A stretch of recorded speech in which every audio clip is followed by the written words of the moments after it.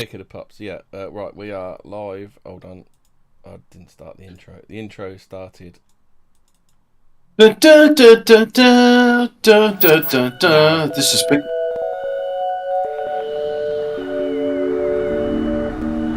I said in the chat, I said Hobbit's being fashionably late. Alphabet Cast, then I bet Hobbit is eating again, isn't it? Literally, yes. Look, time and hunger wait for no man. Yeah. What is it? Oh. What's it? Diarrhea waits for no man. Constipation is a thief of time. Use the funny version if I do YouTube to MP3 and then I can put it in Audacity, because we're going to need this sound effect for this show. We've got a real... Oh, can I use the word? We've got a real doozy of a show. A real doozy of a show. Yeah. I'll call it the Nobel booby prize, Yeah, well, some of them literally have been awarded the wooden spoon in Nobel Prizes. Yeah.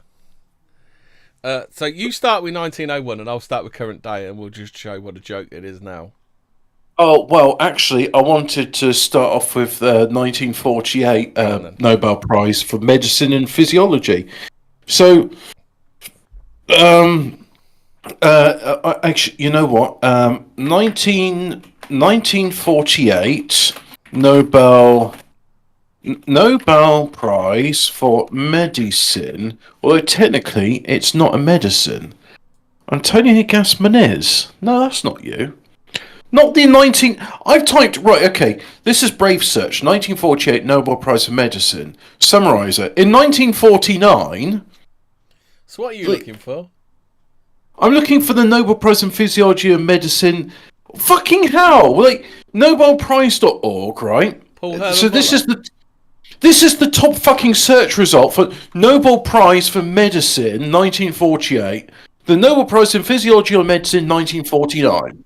It's like, I specifically typed in 1948, you fucking imbecile. You fucking Rachel Carson. You Greta Thunberg. Fucking... Right, anyway, nobelprize.org, right? If I go there and then I type in 1948. 1948, right. Do you mean Paul Nobel? Yes, but I'm getting to that. Here we go. The Nobel Prize in Physiology or Medicine 1948 was awarded to Paul Hermann Müller for his discovery of the high efficiency of DDT as a contact poison against several arthropods, which is creepy crawlies, Stuart, and also flying insects. Octopus, isn't they? Insects. I think an octopus is a mollusk. Nobel Prizes 2022. Let's have a look at... So that was 1948. Alfred Müller. Oh, sorry. If you want to know more about DDT and why it's so good, just go back to... Was it last week's episode? I think it was last week's episode. Yeah, DDT, yeah. Yeah. DDT's great. Rachel Carson's dead. They don't have blood, arthropods. They have hemolymph, which is the analogue of blood for arthropods. An arthropod has an open circulatory system with a body cavity. Yeah, that's disgusting. Disgusting creatures. I'm not eating them. Right.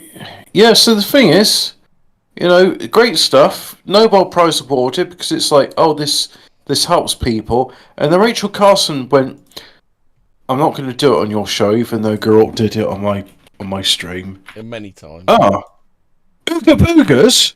No, how dare you save them? They need to die. Turns out malaria just kills the young and the old, so like you're deliberately killing the weakest ooga boogers, even the strongest to survive.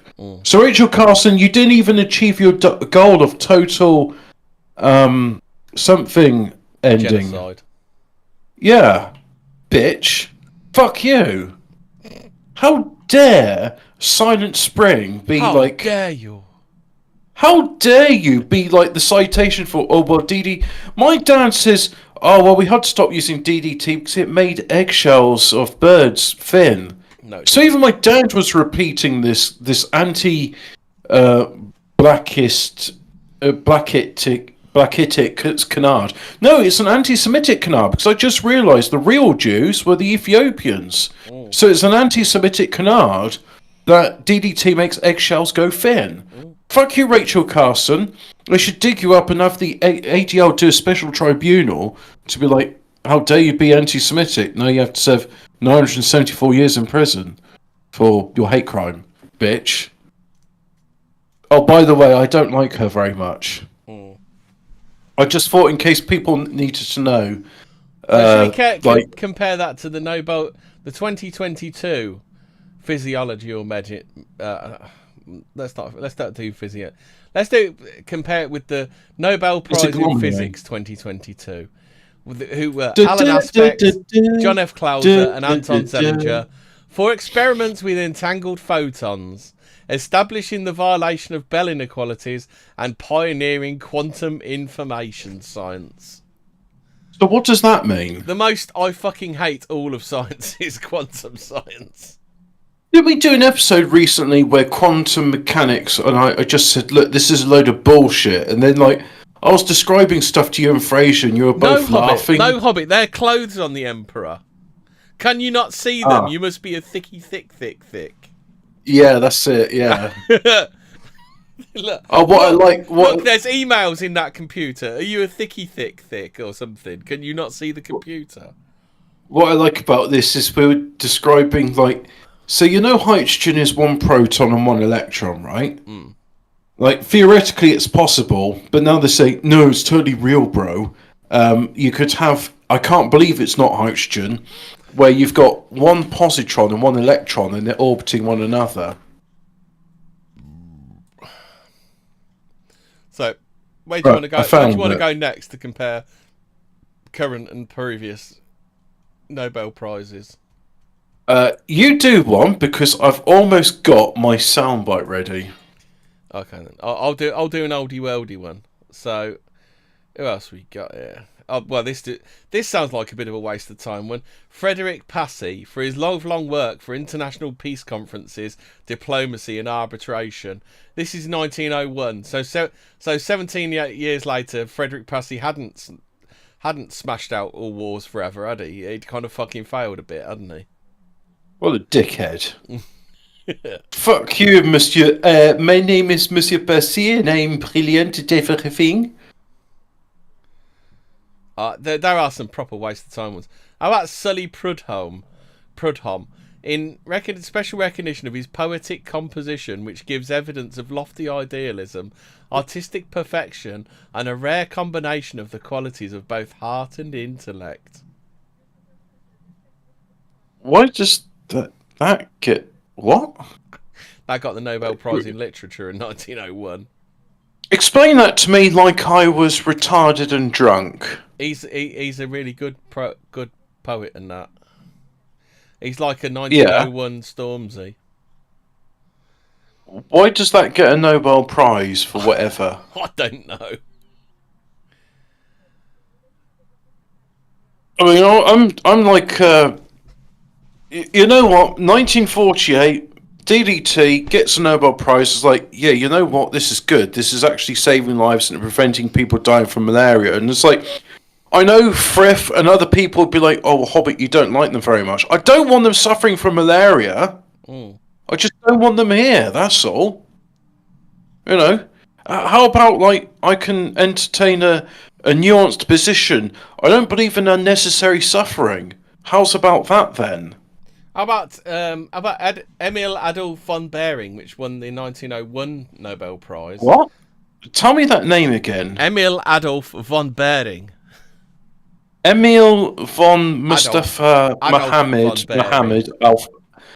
Adolf von Behring, Mohammed bin Laden. Well, he actually did work on serum therapy. So what's that, Hobbit? Serum therapy. I assume that's blood serum therapy, is it? The blood transfusions? Well, no, blood transfusions were before the Nobel Prizes, because it was like they were doing work with transferring blood from sheep to human. It's like sometimes they lived, sometimes they died, and that's when they found out about blood types. Yeah. Let's see. I assume serum therapy is something different. He made a diphtheria antitoxin. I don't know what So an antitoxin, antibody with the ability to neutralise specific toxin. I don't know what an antitoxin is because they don't seem to use them anymore, do they? Oh, antitoxin. Say you got like snakebite venom. Yeah. Yeah. You give someone the anti-venom of that, and that cures you of the poison. Like, as an example, so would that stop diphtheria? Because he used serum. Is that a poison? An application on diphtheria is disease. Well, a lot of bacteria, when you get them, it's the toxins that poison you. Ah, right, okay.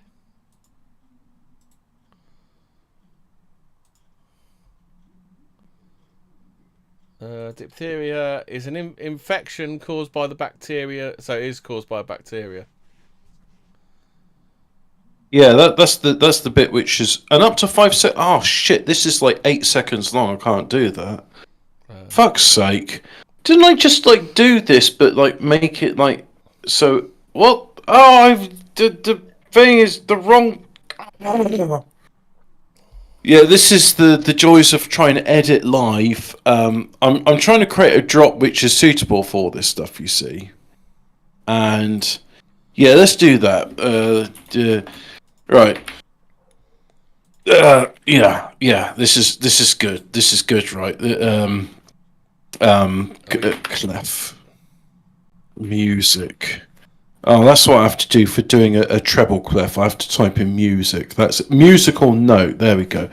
Fucking imbecile Discord, right? Oh, what should we call this emoji? The treble. Here we go. Look, hold on. Yeah. Give me a sec. Oh, just a minute. Are you ready to read out another Nobel Prize? Yeah, you do it.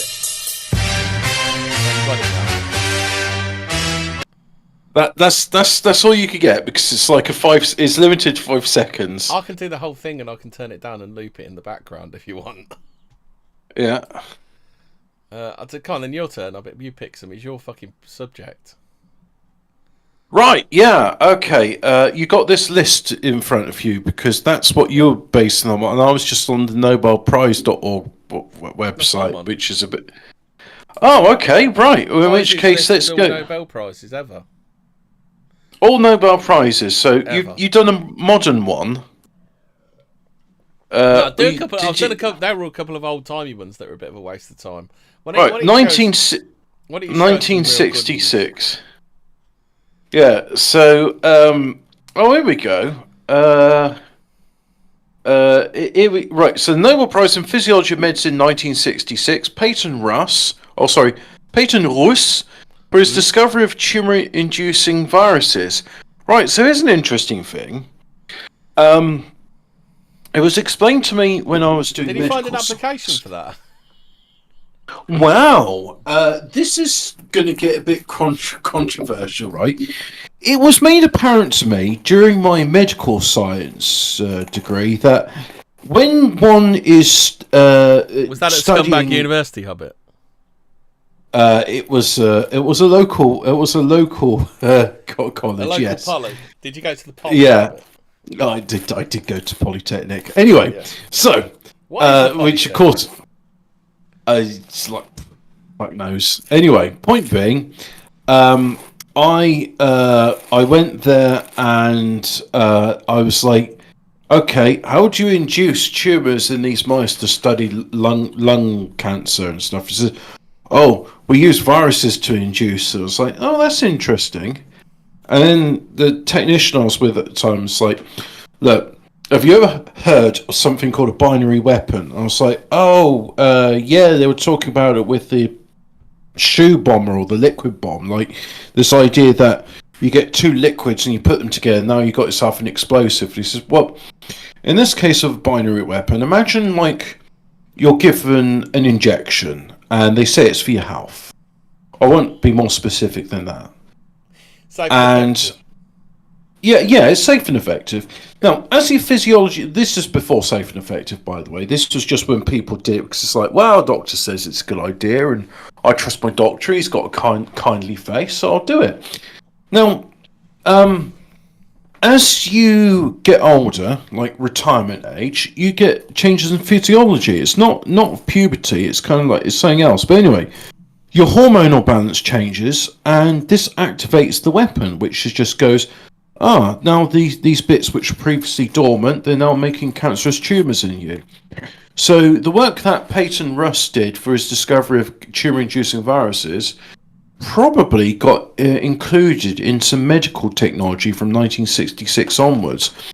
And I'm just hazarding a guess. I haven't got the graphs ahead of me, but if you were to look at incidences of cancer from 1966 onwards, I bet you'd see a sharp incline. I know that's not entirely due to the work of Peyton Rouse, but I'm pretty sure because, it's also like people going, let's get rid of fat in food and put in more sugar. Let's stop using butter and use margarine. But also, 1966, Charles Brenton Huggins, Amanda Huggins Kiss, for his discoveries concerning hormonal treatment of prostatic cancer. So, hey, turns out not only can hormones activate cancers, they can treat cancers. Amazing. Let's see what clown universe is offering in the way of Nobel prizes. I did see one in there. Soichiro Manby and Klaus Hasselmann for the physical modelling of Earth's climate, quantifying variability and reliably predicting global warming. Doesn't he know it's not global warming anymore? It's now climate change. I thought it was called climate boiling. Oh, is it climate boiling now? I know it's definitely it was climate change. I haven't had the new download yet. Climate crisis, Ebola, AIDS, sickle cell anemia, AIDS. Yeah. I'm still stuck on 1966, by the way. So the What this sounds like a well earned physics Nobel Prize.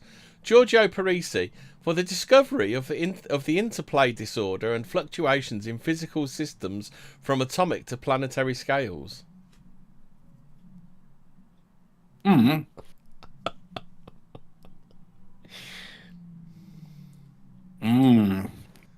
I'm teaching a muffin. Hobbit, do you know what the development of asymmetric organocatalysis is? Yeah, I mean, whenever you need something organic to be catalysed, that's what you want, right? Do you need it asymmetrically, or would you like it done symmetrically? Wow, symmetrical organocatalysts are overrated, aren't they? That's why they didn't win the Nobel Prize. Yeah, that's why the asymmetric, where it just shows what an ugly world we're living in now, doesn't it? Well, 1966, back on 1966, do you remember that, like, Family Guy thing where it's like Stewie's birthday? Yeah. And then Noah gives Peter, here's your equally large participation cake. Yeah. Yay! It's my birthday. It's not your birthday, Peter. 1966, right? Nobel Prize in Literature. It goes to Shmuel Yosef Agnon for his profoundly charismatic narrative art with motifs from the life of the Jewish people. Oh. But also Nellie Sachs gets one as well for her outstanding lyrical and dramatic writing, which interprets Israel's destiny with touching strength. What about David Card, who won in 2021 for his empirical contributions to labour economics? Wow. Hey, oh shit, we need to give a Nobel Prize to this award. Fuck's sake, just give. How about Joshua D. Angdrist, which is 2021 again, and Guido W. Imbens? I mean, they sound like pen names, don't they? For their methodological contributions to the analysis of causal relationships. Wow. In my mind, when I was reading this, I'll be like, you know what, this is really good because we can go from like great contributions, like 1935, Nobel Prize in Chemistry, Frédéric Joliot and Irene Joliot-Curie, in recognition of their synthesis of a new radioactive elements. Wait, that's not Marie Curie. Who is Irene Joliot-Curie? Don't know. Irene Joliot-Curie was 1897 Paris, France, died 1950 Paris, France. Affiliation at the time for award, Institut du Radium. Alright, so she did stuff for radium. My god, the lazy eye on her. She either looks like King Cobra JFS or who's that French philosopher? Jean-Paul Sartre. Yeah. Irene Curie was born in Paris as the daughter of Pierre and Marie Curie. I'm going to quote Red Dwarf again because there's a Red Dwarf quote that covers everything, and this one is, well, it was Sartre that said, "Hell is eternity spent with your friends." Yeah, but all Sartre's friends were French. I've been to a few soirees with French people. The food is good, but the company is just dire. Hobbit, I'll take that. Hobbit, is this a fraudulent Nobel Prize in Physiology or Medicine?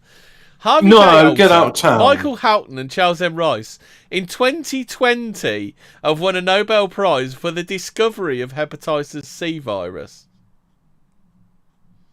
Hey, Ash0787 says, you remind me of that Harry and Paul sketch where the two Bills are on the scaffold with the secretly high-level academics in between shouting stuff at people. Oi, love! Nice tits! By the way, did you hear BBC Radio 4 last night? Oh, yes, I thought it was very good with the Woman's Hour.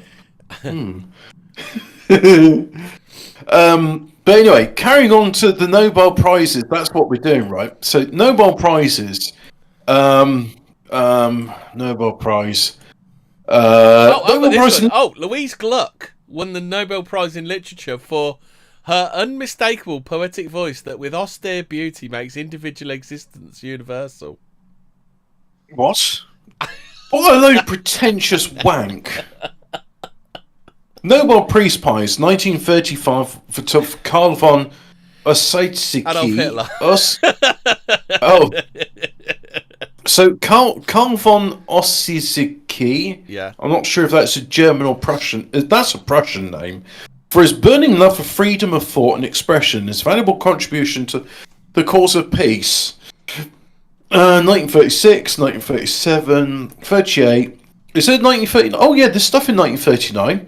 So Nobel Prize in Physics 1939, Ernest Orlando Lawrence for the invention and development of the cyclotron. And the results obtained with it, especially in regard to artificial radioactive... Right, the cyclotron has led to... I've got to burst in with this one. 2020, Paul R. Milgram and Robert B. Wilson won the Prize in Economic Sciences in memory of Alfred Nobel for improvements to auction theory and inventions of new auction formats. I seem to remember there was a thing not so long ago with like Exxon, was it ExxonMobil? And they were doing this thing which was totally not gambling. And they had to go in front of the US Congress and say like, yeah, what we're doing here is totally not gambling and it's actually like a complicated financial instrument. And the lawyers managed to like convince them saying like, look, it looks a lot like betting on future outcomes which can't be predicted and there's elements of chance. But here's a lot of money to say that we can carry on doing what is totally fucking gambling. Yeah. Yeah. Do you understand this one, Hobbit? Joseph B. Goodenough. That's his name, John B. Is he good enough? That's good enough. John B. Goodenough. Stanley Whittingham and Akira Yoshino for the development of lithium-ion batteries. I think they've already been developed, mate. Wait a minute, what year was this? 2019. Yeah, lithium-ion was something in Tomorrow's World back in... Let me just have a look at the lithium... So, lithium... I assume they've pushed battery.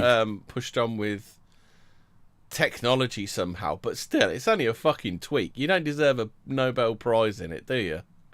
A 3.6 volt lithium-ion battery from Nokia 3310. Yeah. So even back in the Nokia... Now, for all of those of you that were born after 9/11... Before times. Nokia 3310 was a mobile phone which us ancients used to use. And get this right, the standby time on my Nokia 3110, even taking a few calls, was a week. I had a 3330 and the battery was dog shit. I had a 6110, that was my first mobile, and the battery on that would last 2 weeks. No, too posh for a 5110, were you? I was given that as a hand-me-down in 2000. So, it was old hat by then, but that was the one with the, the colour change chameleon coat. Yeah. And that was also the first mobile which could do,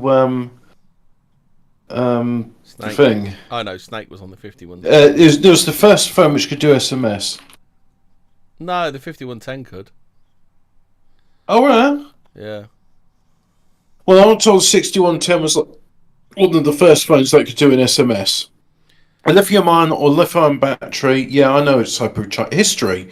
Research on lithium dates back to the 1960s. One of the earliest examples is a copper fluorine lithium battery. Is it showing the lack of science in science?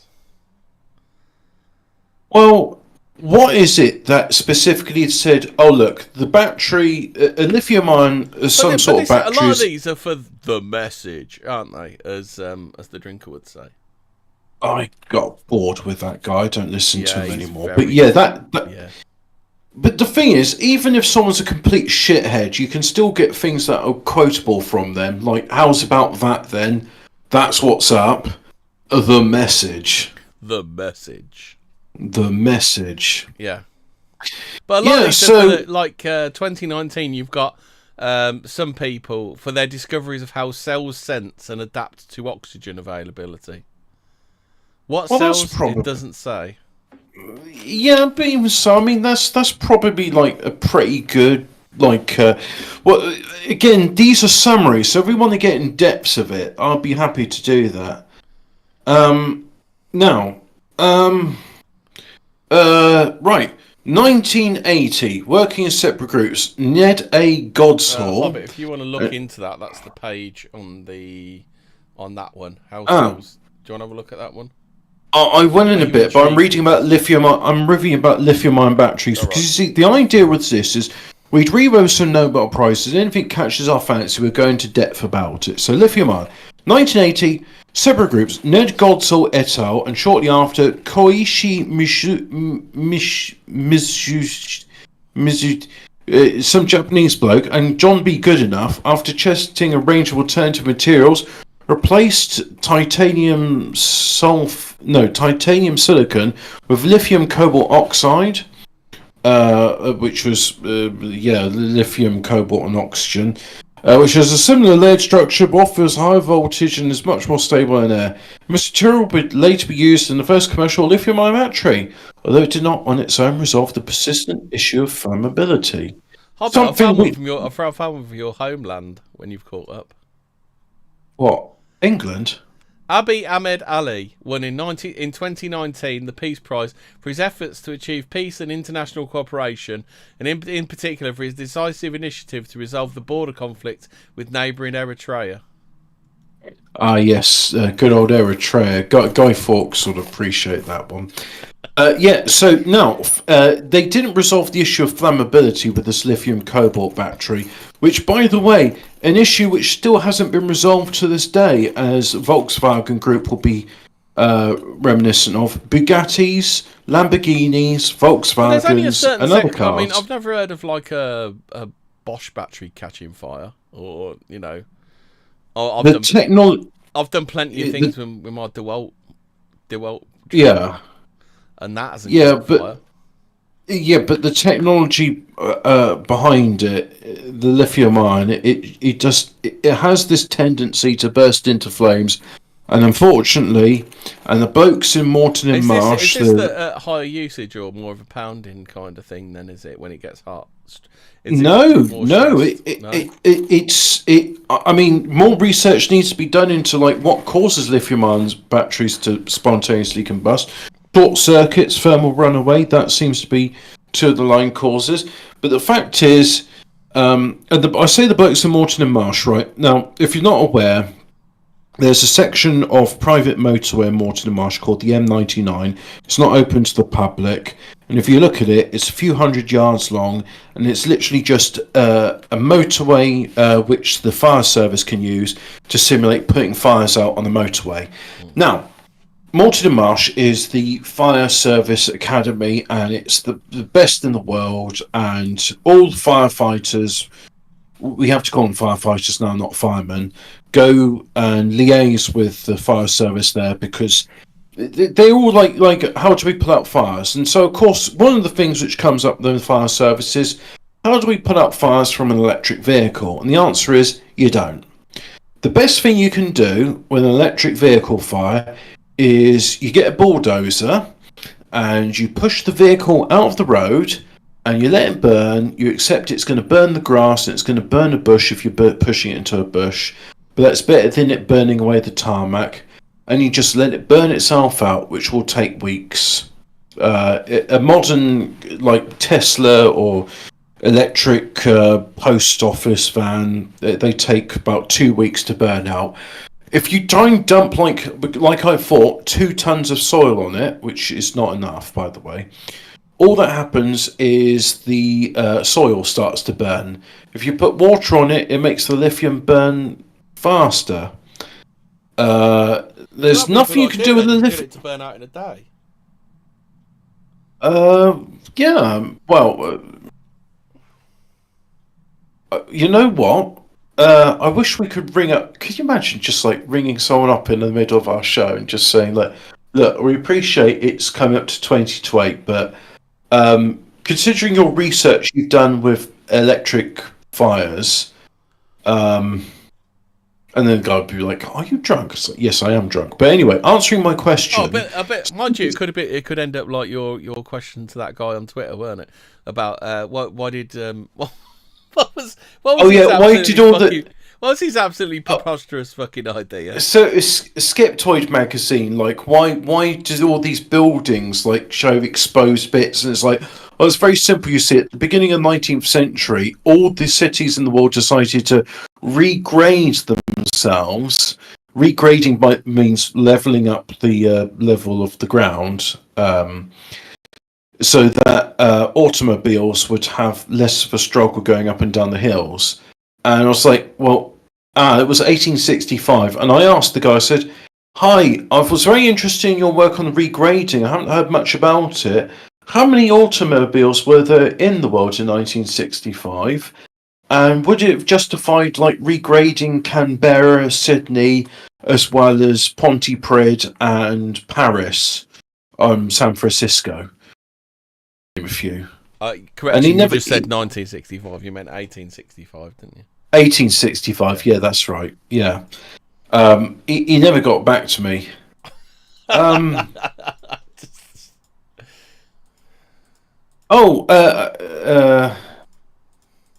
same. This is the bit I haven't read before. So we talk about flammability of batteries, and that was in 1980, right? The same year, Rashid Yazami just demonstrated the reversible.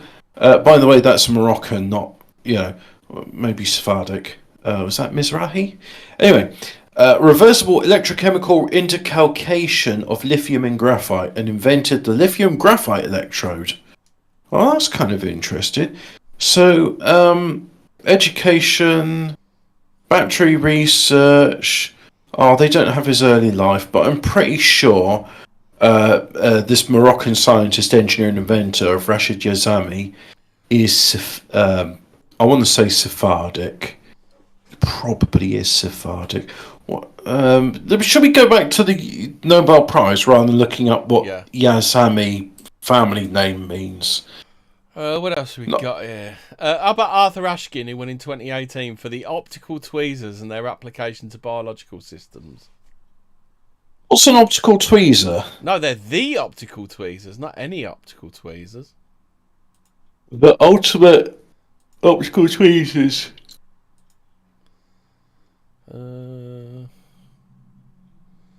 Optical tweezers. I can't find that. Optical tweezers. Right, let's just search this then, shall we?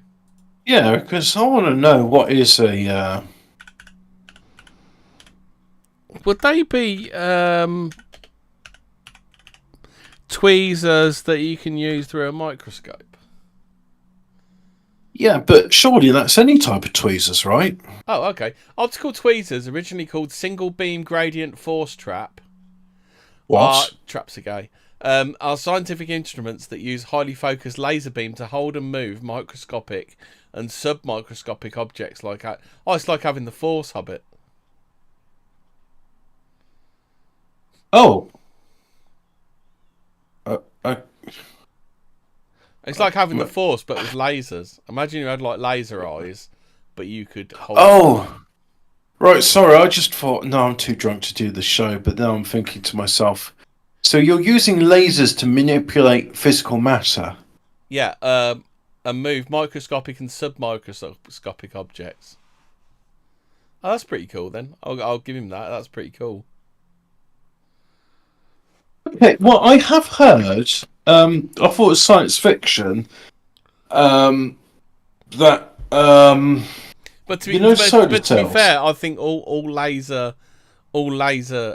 science should be put on hold until the the handheld pew laser has been invented. Well, I was hoping with the superconductors we were going to get. What about a plasma rifle in the 40-watt range, Hobbit? What is like the 40 watts of plasma going to do to you? Because a microwave oven is 700 watts. I mean, if you're talking about true plasma, I mean that is plasma. Alphabet Cats actually mentioned a proper good Nobel Prize.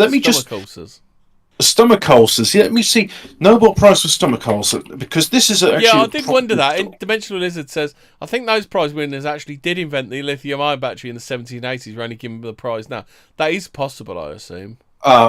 Correction, you said that they invented the lithium-ion battery in the 1780s. Not the 1780s, the 70s and 80s. Yeah, too bad Fraser's not here to go, oh, Hemi, what are you trying to tell us? Fucking... lithium-ion batteries fucking were invented in the 18th fucking century. Tartaria fucking. Yeah. Did I do a good Fraser impression? Fraser, right into the show and let me know if I fucking got you close, mate. Fucking. Alright, 2005, Barry Marshall and Robin Warren were awarded the Nobel Prize in Physiology or Medicine for the discovery of Heliobacter... Let me just hold that. Chat. Yeah. If you do have your favourite Nobel Prize winner, put it in the chat. Yeah, because, some Nobel Prizes don't suck. Yeah. 1948, DDT, medicine... Here's something which kills mosquitoes and flies. Like 2018, William D. Nordhaus absolutely won his Nobel Prize for hard graft for integrating climate change into long-run macroeconomic analysis. That's totally not bullshit, what you just said there. Oh no. Nobel Peace Prize 2018. Dennis Mukwege. Oh, okay, where's Mukwege? Mukwege? I swear that is his name. Do you know the name Go to Bed reminds me of this guy I knew he was a he wasn't a chimney from Bond. No, he was a plasterer, but he was also like a specialist builder which concerned himself with chimneys. Like he'd do bricks around chimneys, and his surname was Go to Bed. Well, you got Dennis Mukwege. Mukwege. I'd say that's Mukwege. Nadia Murad. So in 2018, for their efforts to end the use of sexual violence as a weapon of war and armed conflict. That hasn't happened since 2018. They deserve a standing ovation, don't they? There's been no sexual violence as a weapon of war and armed conflict since 2018. Yes. Well, Ash0787 says H. pylori discovery was quite recent, I think, and probs did result in the Nobel Prize. It did. I did 2 tests of it recently, both negative. Well, thanks to the work of, I'm just going to read his name out again, Barry Marshall and Robin Warren, one of them, or maybe both, they said, you know what, I'm pretty sure this bacteria, this Heliobacter pylori, is responsible for stomach ulcers. I'm going to infect myself with it and see if I get some. And then it's like, oh yeah, it turns out now you've got stomach ulcers. Right, I've got stomach ulcers. Give me some antibiotics which kill this. There you go. Oh, well done. We don't know what caused stomach ulcers, and you're now proving it. Now you see, could there be if you try and cause for stomach ulcers, though? Well, that was the thing, because back before the Nobel Prize was won for finding out that the bacteria caused it, and specifically this Heliobacter But at least they can go, pylori. here's a course of antibiotics. If it doesn't clear up, then we'll have a look at something else. Well, as far as I know, the stomach ulcers, they're caused by this bacteria, and he proved it, and normally you got this problem of ethics, but in this case, as he infected himself with them, the ethics... What's circadian rhythm? I've forgotten. I will get back to that in a bit. I know what it is. The issue of ethics was absolved because it's like, well, you got consent from the patient, and it was informed consent because you're a microbiologist. You can't get any more informed than being the guy that does it. Yeah, it's like, look, you're a microbiologist. You understand the risks. You had your hypothesis, and your hypothesis is correct. You've now proven the cause of stomach ulcers, and yeah, you won the Nobel Prize in Medicine Physiology. Now, circadian rhythms, it is something to do with sleep cycles, isn't it? Oh, okay then. So yeah. Jeffrey C. Hall and Michael Rosebash and Michael W. Young won the prize for physiology or medicine in 2017 for their discoveries of molecular mechanisms controlling the circadian rhythm. Yeah, cool. Circadians. Hey, here's the thing, right? Just like Hobbit. I do have the from 2017. That's. Oh, we don't have that theme tune, so can I just do? Do I have anything suitable? That's Kazuo Ishiguro, who won the Nobel Prize in Literature for who, in novels of great emotional force, has uncovered the abyss between our illusory sense of connection with the world.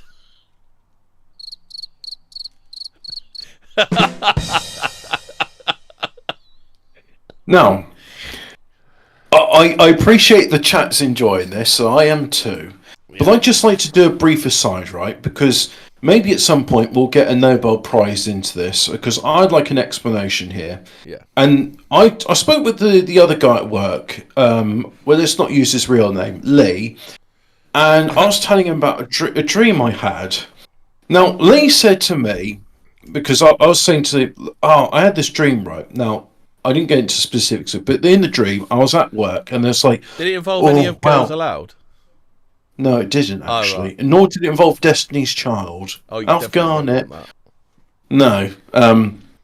Anyway, in this dream, I was at work, and they were like, "Oh, we're not really proud. We're not proud of your performance. So what we're going to do is put you in probation." And the probation term on it says, like, we're not going to pay you. We're going to give you a loan, and then you got to pay us back the loan, and also you got to improve your results, getting from like, we want you to do this. And then I got furious in the dream. It's like, fuck off! I'm not getting another one for you. I'll bet to look at. Oh yeah, I'll look into that one. I'll read it. But I'll just carry on with the dream talk, right? And I was like, "Fuck off! Am I doing that? I'm not getting a loan out to what? I'm here to earn money. That's why I go to work. I'm not here to get a loan." To be fair, you sound like a housewife on TikTok. They talk about their dreams quite a lot, I should imagine. All right. Well, in summary, because he also said in this dream, he's got blinds in his bedroom. And his blind was like 3/4 open. And it was like someone on the other side of it. Blinds or curtains? I've never had blinds in a bedroom, I don't think. I have slept in bedroom with blinds before, and I just find them a bit... I don't like them. I prefer curtains. To be fair, even though I inflict it on you, I can't stand curtains without a proper backing. Oh, I know what you mean, because they still let the light through. Yeah, it's like, what's the fucking point? Mind you, that is a peaceful room. It's not as if it's on the fucking road, unlike where I live. So he told me, he says, "Oh, I had a dream like that," and he said, "Yeah." So the blind was 3/4 of the way open. There's a guy on the other side of the blind, and he kept shooting him. He says, "Like, stop shooting me, dickhead!" And then he woke up, and it's like, "What the fuck was that about?" Now, in my case, I woke up and I was like proper angry, like, "Fuck those cunts! I'm not paying to work." And for half an hour, I had to tell myself, like, it's a dream, it's fake, it's not real. Go to sleep. Yeah, but I was really pissed off. Yeah, you're really pissed off, but it's fake. Just let it go. And that's the problem. Even though the dream was fake and like not real. I do have to ask, Hobbit, is Fairy Morgana? Is that a play on one of our? Is that someone doing some deep lore on Fortean Words? Is if they start talking about gnomes, we'll know what it's Fata about. Morgana. I was thinking of Fata Morgana. Oh, right. Yeah. Okay. Yeah. Sorry, I was just thinking like there's some sort of 00 fan. 00, come back. Put the hash pipe down. Come talk with us. Put the drugs down. Put the weed down. Stop being so paranoid. I did a marijuana the other day. That's okay. But anyway, wait, everything in moderation, Hobbit. Yeah, well, that's it. I had like 2 puffs, and that was enough for me. Yeah. And I was like, "All right, 6 o'clock." And isn't that it turns up. It puff puff pass it or something, isn't it? Oh, I thought that was by Boney M. Pass the Dutchie on the left-hand side. That's musical youth, Hobbit, not yeah. Wait, are you sure it's not Boney M? I'm 100% sure. I'm 100% sure that it's not Boney M. Boney M did like dodgy disco covers that weren't actually sung by the black guy in the video. Babylon. Yeah. God, that was a crap song. Did you know the bloke on the video didn't even sing it? It was I think it was the same guy that was Milli Vanilli. The term Fata Morgana is the Italian translation of Morgan the Fairy. Well, there we go. It's a good deep song. But anyway, point being, right, Nobel Prize should be awarded for this. Why is it dreams? Even though they're dreams, you wake up, the feelings are 100% real. What's that about? All right then, Hobbit. Let's go for some deep fucking philosophy. Where are your dreams physically? They are right. Physically, they're all around us. And it's your brain which acts as a receiver to pick them up. Hobbit, you're just a meat bag on a rock. Okay. On a rock, swinging around the sun. You're insignificant. It's not real. I'm just a meat bag on a speck of dust. Random happenstance. Yeah. It's all nihilism, you're an electrical bro. meat bag. Eventually, the electric's gonna run out. Then you'll just be a meat bag. Which then decays into bacteria and fungus and stuff. Oh yeah, so going back to... And Earth just happened to be just perfect enough to support this form of life. And it's a coincidence that the moon is 400 times smaller than the sun, yet it's 400 times away, and that's why we get total eclipses and we can see the corona. The pineal gland bro wants some DMT. Jamie, pull that up. Yeah, fucking Joe Rogan. He's such a... Did you ever listen to that? I don't suppose you ever listened to Kevin Smith back in the day on Smodcast, did you? He had Joe Rogan doing his... Yeah, dude, the Bible, it's all shrooms, dude. Yeah, dude, you ever hunted grizzly bears, dude? Dude, with a crossbow, dude. Yeah, Joe Rogan. Joe Rogan cucked on the moon landings. I did listen to the. I think the only Rogan episode I ever watched is about half of the Alex Jones one. Oh, I enjoyed the Alex Jones one because there was some proper top tier memes from that. Yeah. Jamie, pull up that video of a giraffe fighting a gorilla. One of my favourite podcasts at the moment is World Class Bullshitters. Is there a picture of a giraffe fighting a gorilla? Oh, that dude hitting a deer with his motorbike. Is that the one? I don't know that one, but I mean, is there a video of a giraffe fighting a gorilla? I thought they lived in different environments. Maybe it doesn't mean an actual gorilla. I don't know. Let's move off this. Another success story from the Nobel Peace Prize. The International Campaign to Abolish Nuclear Weapons won the 2017 Peace Prize. So you've got them to thank for the fact that there are no more nuclear weapons in the world. Why don't they just ban violence and be done with it? Why ban specific forms of violence? But ICANN won for its work to draw attention to the catastrophic humanitarian consequences of any use of nuclear weapons, and for its groundbreaking efforts to achieve a treaty-based prohibition of such weapons. They don't like thingy. As Ash 787 says, yeah, you're just a consequence of random arrangement of information stored in a coincidental arrangement of suitable molecules that's pretty fragile, but somehow survive chaos and entropy. What the fuck? Bob Dylan won an award in 2016. Did you not know about this? I remember, like, the blacksmith next to me, because my factory was next to a blacksmith's, and he was like, "Oh, Bob Dylan's just won the award for." It's like the Nobel Prize in Literacy, just like the Bar Mitzvah Awards. Are you saying there's something suspicious about Robert Zimmerman winning an award? I'm just saying, like, it's literally the Peter Griffin participation cake. Hobbit. What about the Nobel Prize in Chemistry 2016 for the design and synthesis of molecular machines? Oh, well, yeah, but, like, there's a bunch we missed from the chat. Look, what's that 2001 one, which she said?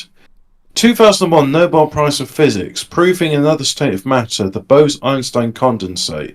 I mean, that's pretty cool, right? This reminds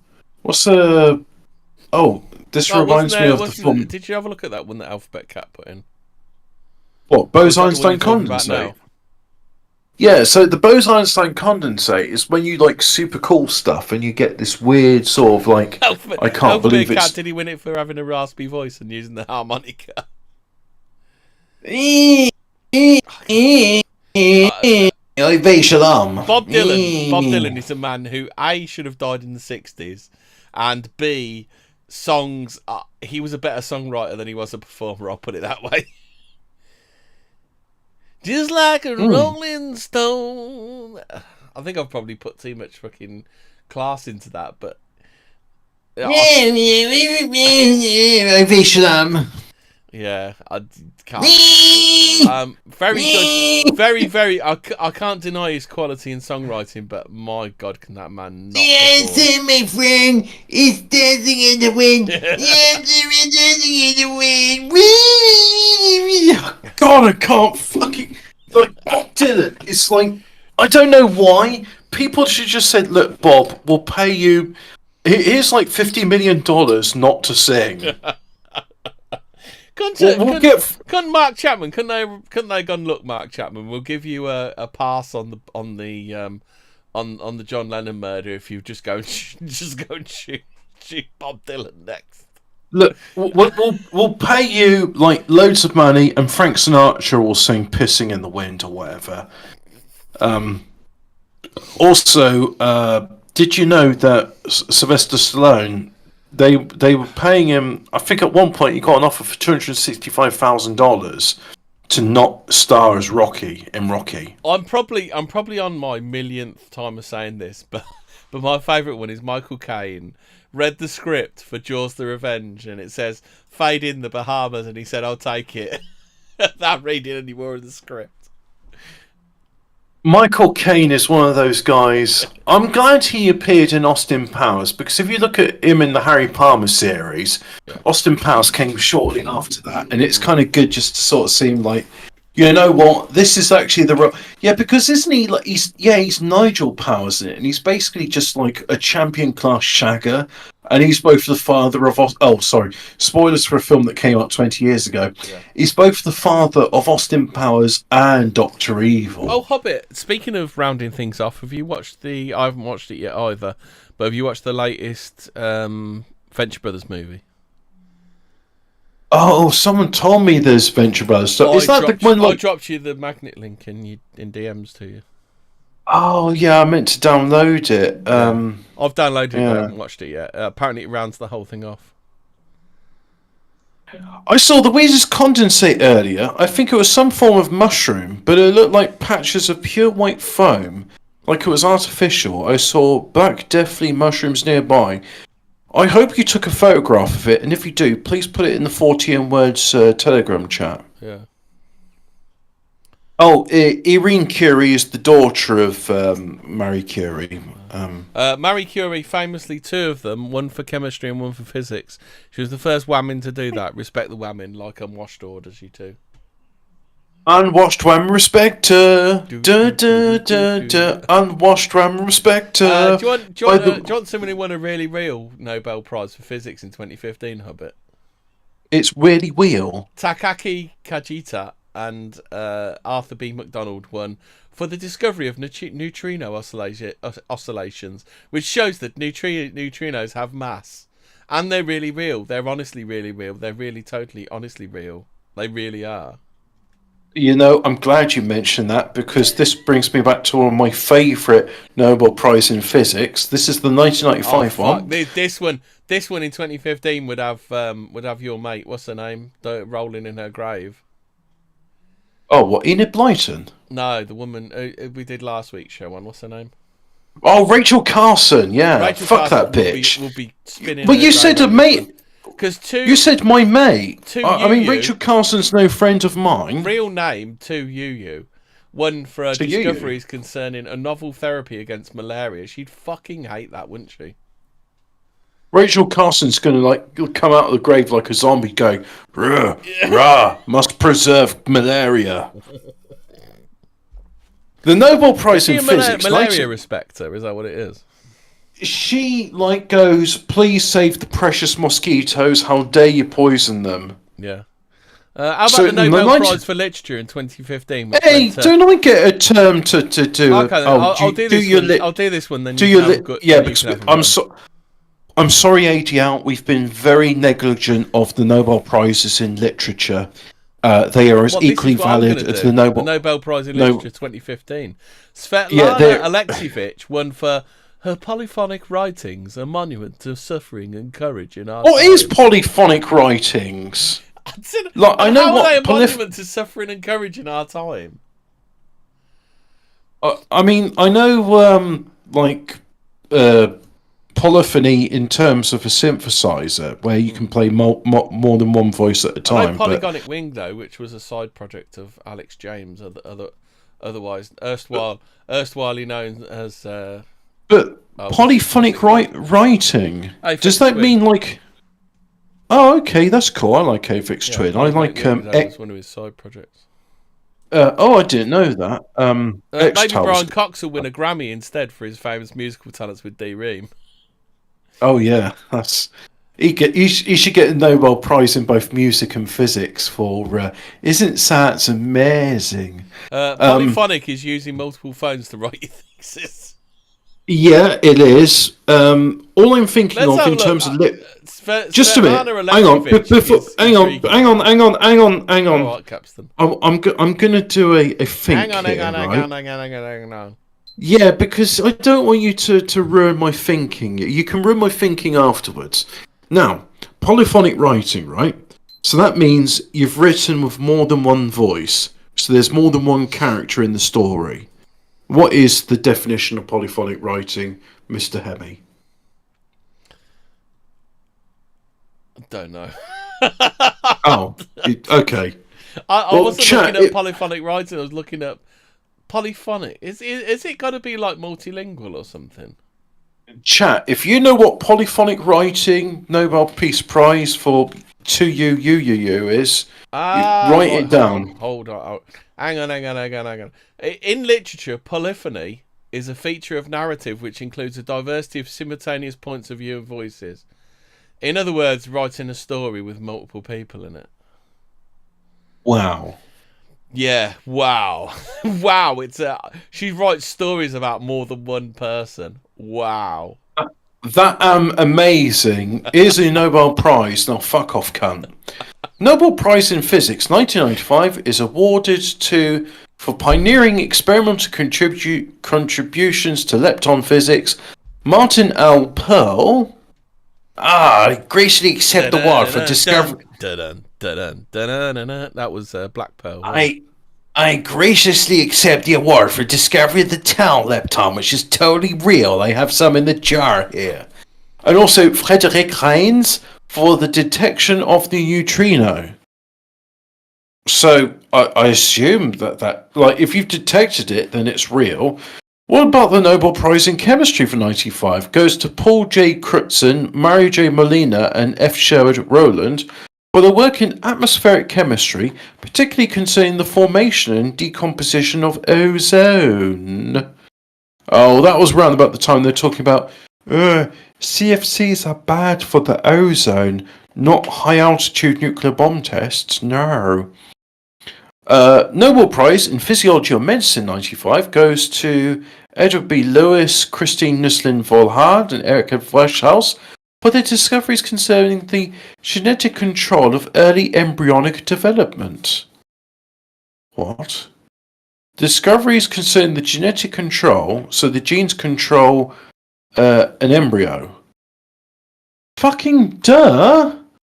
What the hell do you expect to control an embryo?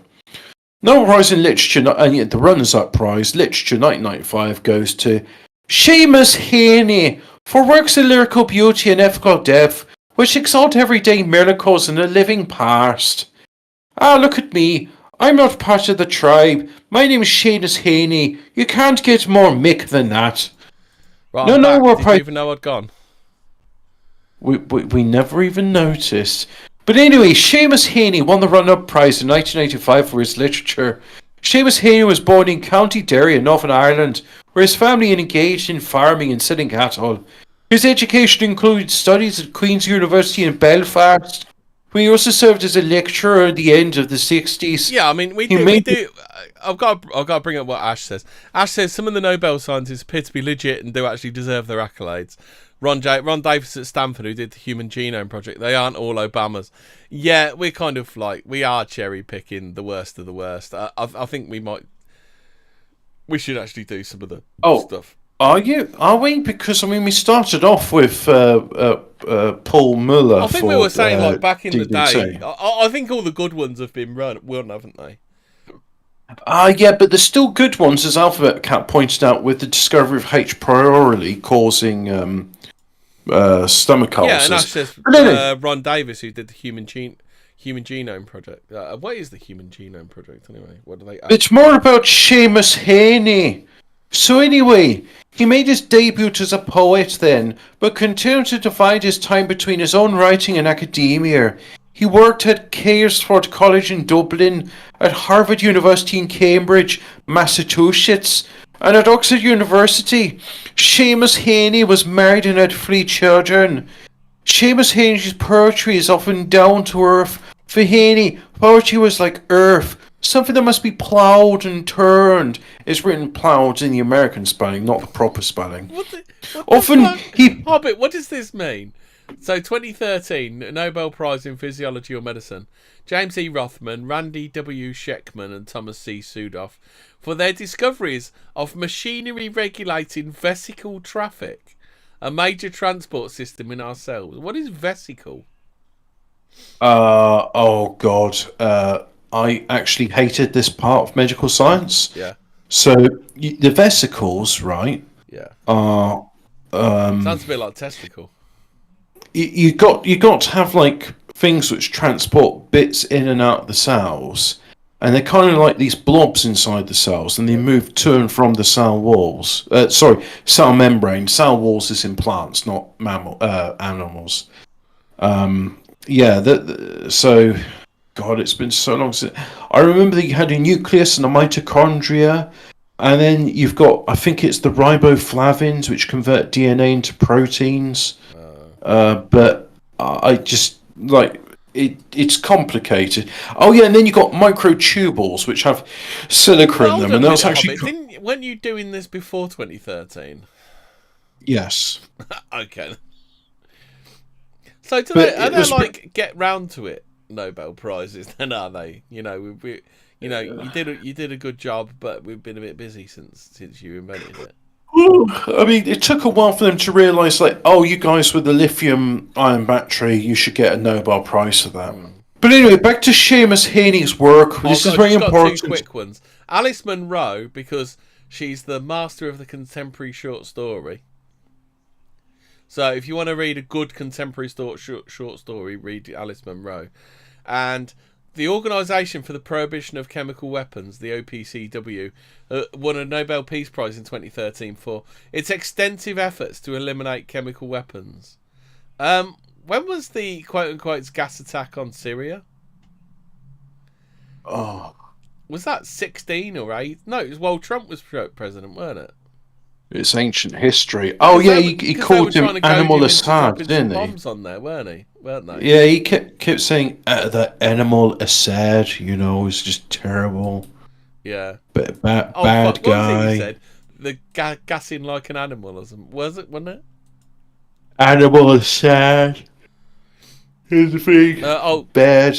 Vesicles are like little bubbles made of the same stuff as cell membranes. I guess they pop out of cells and float through the bloodstream to do communication. Oh, so I was right. In other words, it is little blobs inside the cells. Mm. But anyway, back to Seamus Heaney. It's far more important that you discover animal. That was the one. Do you remember that? He's a gas-killing animal. It's huge, beautiful gas-killing animal. But anyway, back to Seamus Heaney is far more important than your discovery of extracellular vesicles. Yeah. So, often he paints the grey and damp Irish landscape. Pete Moss has a special place in his poetry. The poems often connected with daily experiences, but also derive motifs from history, all the way back to prehistoric times. Heaney's profound interest in Celtic and pre-Christian as well as in Catholic literary tradition has found expression in a number of essays and translations. So, hang on, let's have a look. Seamus Heaney poetry. Seamus... This reminds me of the Pete Bogman. Do you remember the Pete Bogman they found in the... I think it was the 80s, wasn't it? Late 80s? The Pete Bogman. They found like this man in a peat bog. It was like a big thing. Yeah. It was a big thing. There was loads of programs on the BBC about it when I was a kid. You know, back when you only had 3 or 4 channels to choose from. Oh, Jesus! But they were good. They were good. You watched some good telly back then, though, didn't you? I interrupt your thing about the Bogman to look at this mugshot of Seamus Heaney. He looks like who's that KFC bones down the drain guy? No, he doesn't like him. He looks like look how close set those eyes are together. You can tell he's a Rogan just by the look of his physiognomy. There is not right. But anyway, here we go. Here's a poem called "Digging." Death of a Nationalist, 1966. My grandmother cut more turf in a day than any other man on Tonasburg. I once carried in milk in a bottle, corked sloppily with paper. He straightened up to drink it. I'll put a picture of Seamus up. I heard a story once about Seamus. He had a job on a building site, and they said 2 things, Seamus. They said, "Can you drive a forklift and can you make tea?" He said, "Why? How big's the teapot?" Cup of tea? Yeah, that's it. I'm reading this poem and it doesn't even fucking rhyme. He straightened up to drink it and fell to right away. Nicking and slicing neatly, heaving sods over his shoulder, going down and down for good turf, digging. Ash remembers Pete Bogman. The cold smell of potato... Ash actually studied this poem in English class. The cold smell of potato mold, the squelch and slap of soggy peat, the cut curls of an edge. Did you know Seamus got arrested? Oh, is that so? He tried to blow up a bus and he burnt his lips on the tailpipe. Oh, that's true. I've heard that story before somewhere. The cut smell of potato mold, the squelch and slap of soggy peat, the cut curls of an edge, proliving roots awaken in my head, but I've no spade to follow men like them. Between my finger and my thumb, where the squat pen rests, I'll dig with it. Fucking, how the hell does that get a Nobel Prize for poetry? Fuck's sake. I've written better He could at least done a decent limerick, couldn't he? Like old Frank Carson. Or you could have at least done some rhyming couplets, which is the foundation of the English language, you stupid fucking prick. I've written poems better than that. Here's a poem, right? This is a haiku. It's in the form of haiku. Forget me nots. Remind me not to forget to do the weeding. Ah, see? I know the one about the Cocker Spaniel from Poole, who had a thing about Peter O'Toole. When he came on the telly, he'd roll on his belly and he'd do funny things to the stool. Before there was Cheddar Man, there was Pete Bogman. That's true. Pete Bogman. I remember Pete Bogman. He was quite a big thing on the telly, on that television. Oh, that television. We could watch the. Have you ever watched a film on the television? A film. Yes, I've watched a few films on the television. It's not quite the same as going to the cinema to see it, though. It's not quite the same. I do remember watching Jaws with me mother, and there was that bit with the bloke's head pops out of the bottom of the boat, and it did make me jump. I remember the time I went to go and see Independence Day, but unfortunately it wasn't about killing the Sassenachs, it was about killing the Alemans. The Alemans were invading the White House, and Will Smith was that fellow, Willow Smith, he said, "Welcome to Earth." he was very energetic in that film. He was jumping up and down like a chimpanzee, he was. It was very amusing. It's great, it was. Then he says, "I hear you're racist now, Father." Get this right. This Alamo, he came all the way over from Alpha Centauri, somewhere far, far away, and they were like, "I've got a Game Boy. I'm going to upload a computer virus into the alien mothership with this Game Boy," and then they did, and then they blew up, and that was the end of the film. It was really good. Have you ever tried sharing a file between computers in Windows? Could you imagine? Trying to upload an antivirus virus to an alien computer in Windows? Oh, well, I'm really sorry. I can't do that, Father. As everyone knows, that the Game Boy is famous for its wireless transmission of data and its ability to go through. I don't know. It wasn't a Game Boy, was it? I think it was a Game Boy. Yes, I don't think it was a Game Boy. I think it was like a fucking Windows 95. It was a great Game Boy. It was. Like I said, Hobby, do you remember all that trouble you had just trying to set up a fucking set up a home network or whatever it was you were trying to do with Windows? And what you talking about? And it just kept going. The computer says no. Was it the home media server or something? And fucking Windows XP and Windows 10 was going, "Oh, I don't know about that, Father." Here we go. How was the computer virus get uploaded into the mothership in Independence Day? That's how it's written here in this this question here. Oh, it's an old Mac. Seriously? It was a Mac. It was an Apple Mac. Seriously, how did Jeff Goldblum? That's not Seamus Heaney. That makes it even worse. Could you imagine trying to attach an Apple Mac to anything, let alone an alien computer? So how did Jeff Goldblum get the virus from a Mac into the mothership's mainframe? When they docked, he didn't look up any type of cables or anything like that. Did the mothership have the Wi-Fi or something? It's all very confusing to me. So there's a couple of answers here, and we got Jeff Goldblum and Willow Smith in the background going, you know, he's trying to pretend to be a human being there. It's very amusing, like when the orangutans try and do a card trick in your zoo. John Tito. Question. Do you remember Hobbit? Do you remember when I was red pilling you on John Tito? Yeah. The time traveller that jumped off the side of the is the SS Eldritch?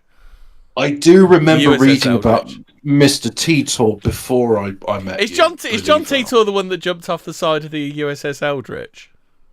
No, he went back in time because he needed to get some IBM computers from the 70s due to a time issue. Well, there was something like the IBM 5100. Ashes said it in the chat. Not to be confused with the Nokia 6110 or 5110. Yeah. So here we go. For your actual question... Did you? No, because there was another time traveller that came out that was his brother, didn't they? I don't know. Oh, the Eldritch. So the Eldritch was... Oh, fuck. It was the other... Oh, fuck. There's another time traveller. I can't remember his name. There's another time traveller, and he was the one that jumped off the side of the Eldritch. Was that some sort of ship? That's not the USS Philadelphia now, no, is it? The Philadelphia project. The USS Eldritch was the ship involved in the Philadelphia experiment. Well, why is it not called the USS Philadelphia? Wouldn't that make more sense now? Because it was in Philadelphia, Hobbit. No, Philadelphia happens to be on land, and I have it on good authority from my Sassenach friends Philadelphia? that... Do you remember the Philadelphia adverts, Hobbit?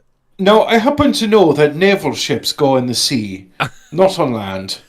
Yeah, the Eldritch was a cloaking experiment that went wrong, wasn't it? No, because I find that very strange instead of cloaking, the ship stayed where it was.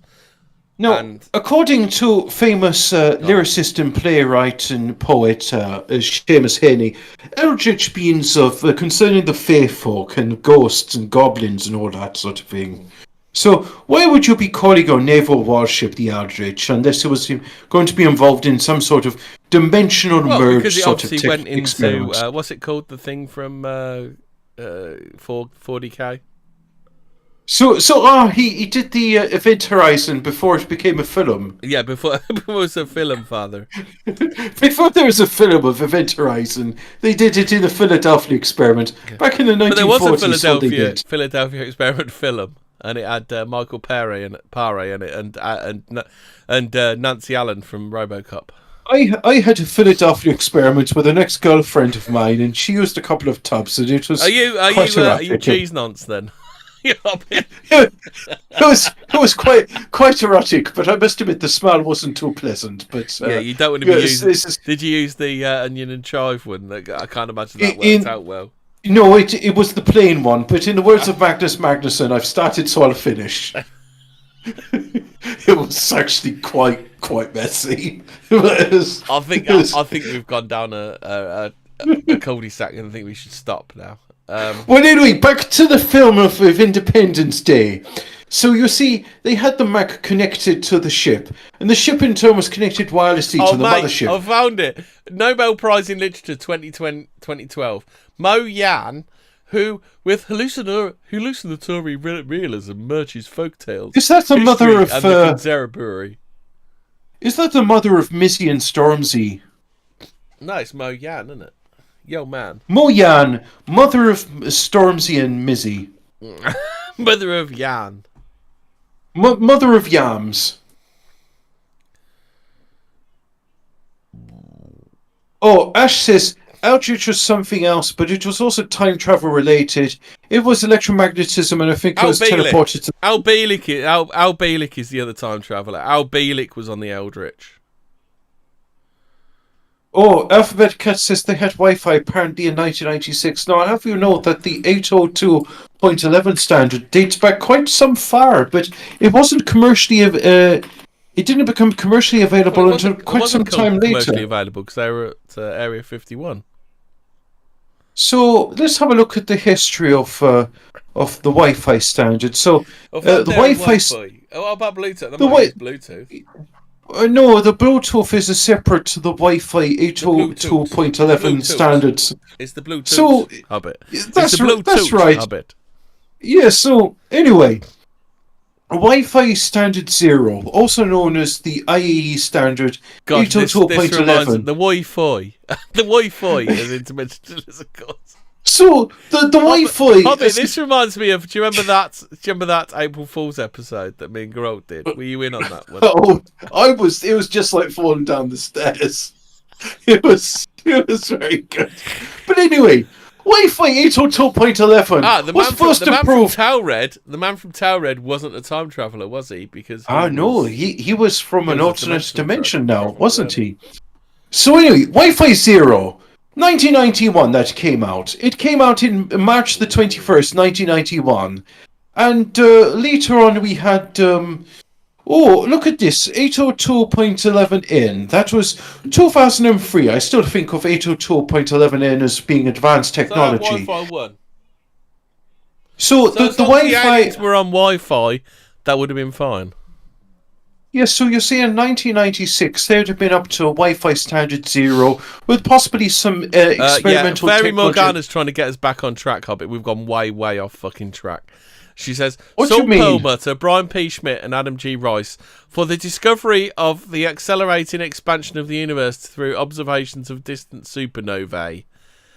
Got a bit echoey. It's good echoey in 2011. Well, yes, it seems a bit. I don't know. It doesn't seem as important as the contributions that Seamus Heaney has made. Hobbit, I've got the one. The Nobel Prize in Chemistry 2011, Dan Shechtman for the discovery of quasicrystals. So were they called quasicrystals back in 2011? So what is a quasicrystal? Let's go find out what the quasicrystal's all about. A jerk-off crystal? A quasi-periodic crystal, also known as a quasicrystal, can be used for jerking off. It's a structure that is ordered but not periodic. A quasicrystalline pattern can continuously fill unavailable space, but it lacks translational symmetry. You know, this reminds me, you can get certain glasses, and they're an alloy of nickel and titanium, and they call it memory metal. It bends and stuff. It happens to be an amorphous mass of the two metals now, and it resembles closer to the molecular structure of glass. But I'll have you know, if you try and bend glass like I did with a van at work today, it kind of breaks and shatters. So it does. Yes. How about this one? The Nobel Prize in Literature 2011.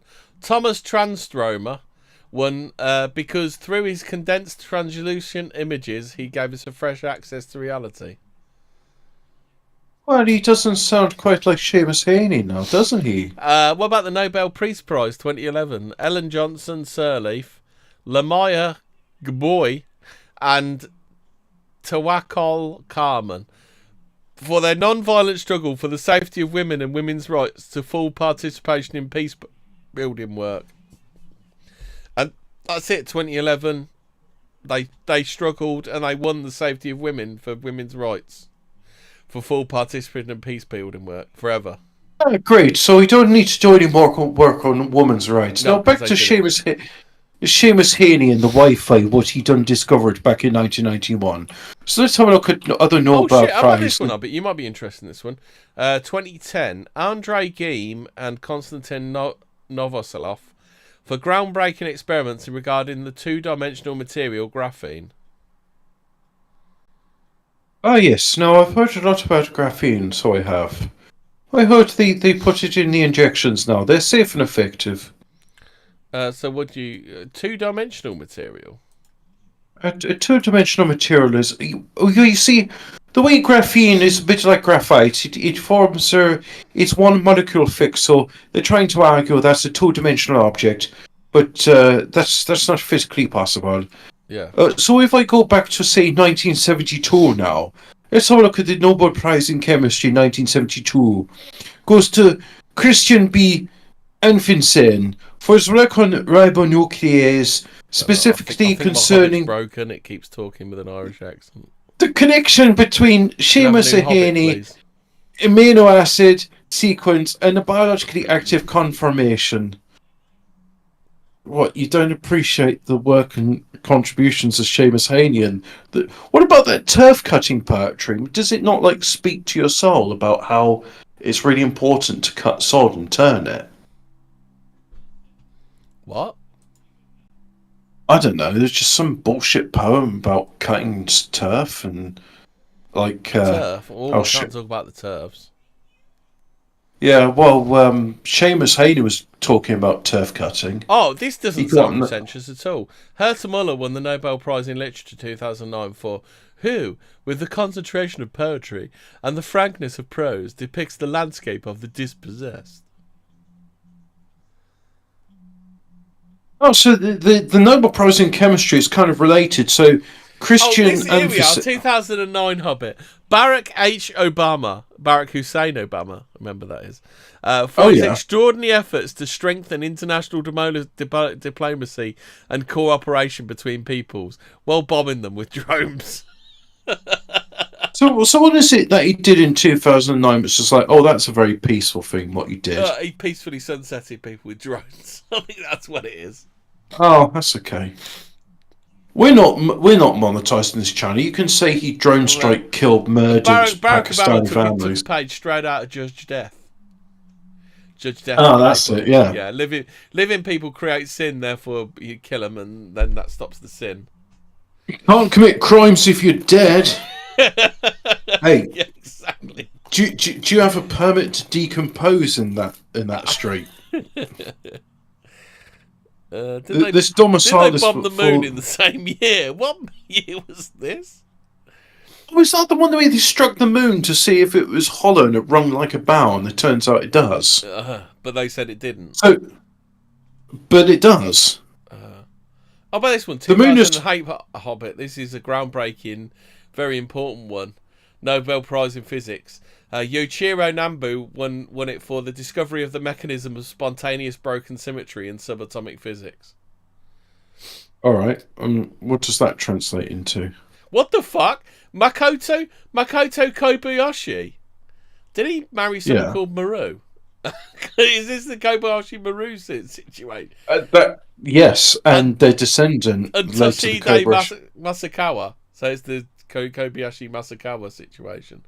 For the discovery of the origin of broken symmetry, which predicts the existence of at least 3 families of quarks in nature. Right. Is a quark another made-up thing? No, it's a Ferengi that runs a bar in the Federation space. Quark! Kobayashi and quark. It's a bit weird, isn't it? That's it. Yeah. In 1972, there was no Nobel Peace Prize awarded because Barack Hussein Obama wasn't murdering Pakistani families back. He really doesn't like Pakistanis and Afghans for some reason. Yeah. Like, he hates them more than your average Pakistani. Barack Obama well said, didn't he? He said, I'm with Judge Death on this one. A dead Pakistani can't commit crime. Can't commit terrorism. Can't rape if you're dead, Pakistan. And that's not me, by the way, Pakistan. That's Barack Hussein Obama. Hobbit? Interdimensionalist that says in 2009 they crushed something on the moon for science. Yeah, that's it. Yeah, it was a probe. They crash landed it to see. Well, the Israelis crash landed one and dropped tardigrades all over the fucking shop, didn't they? That was later. Yeah. Oh, is this what you were talking about the other day, Hobbit? The Nobel Prize in Physiology or Medicine 2007. Mario R. Capicci, Sir Martin J. Evans and Oliver Smithies for their discoveries of the principles for introducing specific gene modifications in mice by the use of embryonic stem cells. Oh, is that when they were growing human ears on the backs of mice? I love a mouse with an ear on it, don't you? You know what? We're into Mickey's ear. We're into the last quarter of this now, and I think it's probably. Oh no! What? Oh no! 2007 was a depressing year, Hobbit. First of all, Doris Lessing won for that epicist of the female experience, who with skepticism, fire, visionary powers subjected a divided civilization to scrutiny. But Hobbit, 2007, Nobel Peace Prize, awarded to Intergovernmental Panel on Climate Change and Albert Arnold Al Gore Jr. for their efforts. Man, bear, pig. Man, bear, pig. For their efforts to build up and disseminate greater knowledge about man-made climate change and to lay the foundations for the measures that are needed to counteract such change. New York underwater. Real. New York underwater what year was it? 2008? 2000. You see, Al Gore was very concerned about the number of beachfront properties that were going to go underwater, which is why he generously offered to buy up so many of them. Yeah. And live in them. Yeah. Good old Al. I'll have to find the name of that documentary, but there's a documentary that debunks the whole thing, and he even does the bit with the cherry picker and takes the piss, because that was pretty funny. That was. Well, yeah. So you know what? I think the thing is, this is not an exhaustive list, by the way, people. So what if we put a cap on this now and go back to the wonderful works of Seamus Heaney another day, and see if anybody else won a Nobel Prize in Literature that was as good as Seamus Heaney for his poem on cutting turf, like my grandfather did. No, I think I'll just use my pen. I'll dig with my pen. So I will. So I am. The reason I say put a cap on it is because, let's face it. I just don't think you can beat Herta Müller, who, with the concentration of poetry and the frankness of prose, depicts the landscape of the dispossessed. I mean, I just don't think you can beat that, can you? Well, I mean, you say that, but I mean, Paul Müller, Albert Einstein, the other bloke, Francis. What about 2008? Jean-Marie Gustave Leclésio, author of New Departures, a poetic adventure and sensual ecstasy, an explorer of humanity beyond and below the reigning civilization. You have to go a long way to beat that, won't you? Well, yeah, I mean, as far as I'm concerned, nothing tops the contribution to humanity that. What about dear old Doris? Dear old Doris Lessing in 2007 was the epicist of the female experience, who with scepticism, fire, and visionary power has subjected a divided civilization to scrutiny. So, I'm willing to put a cap on the Nobel Prize stuff now, because it's a bit too much. Orhan Pamuk, who, in the quest for the melancholic soul of his native city, has discovered new symbols for the clash and interlacing of cultures. I like, is the clash that did Guns of Brixton? Yeah. London Calling. They did London Calling as well, didn't they? Yeah, that's it. Did they do the one? Oh, there's a lot of songs I liked about them, but didn't they do a cover of I Fought the Law? Oh, they did, didn't they? Yeah. So anyway, I'm willing to put a cap on this. Did one called I Fought the Law and I Won, not the I Fought the Law and the Law Won. Oh, I didn't know. That sounds gay. Yeah. So, as much as I'm willing to put a cap on it, it sounds like you're still excited to carry on with the Nobel Prizes. Excited for previous Nobel Prizes, get excited for next Nobel Prize. Well, I'm thinking it's something we can't carry over in one go. I think we ought to do. Unexplained, did you? Well, before we do Unexplained, I thought we could do some Telegram Fortean Words chat. Okay, so because I'm looking here, right, and I'm trying to figure out what state that is. There's this thing about the 2024 total eclipse. I'm just looking at this picture here. I'll put it in the back chat. Straight from the NASA live feed, supposedly from Mars, and we have camels. Whoops. Did you see that? Yeah, well, the bit which... They found camels on Mars, and there's like space mice that run over engines of spaceships.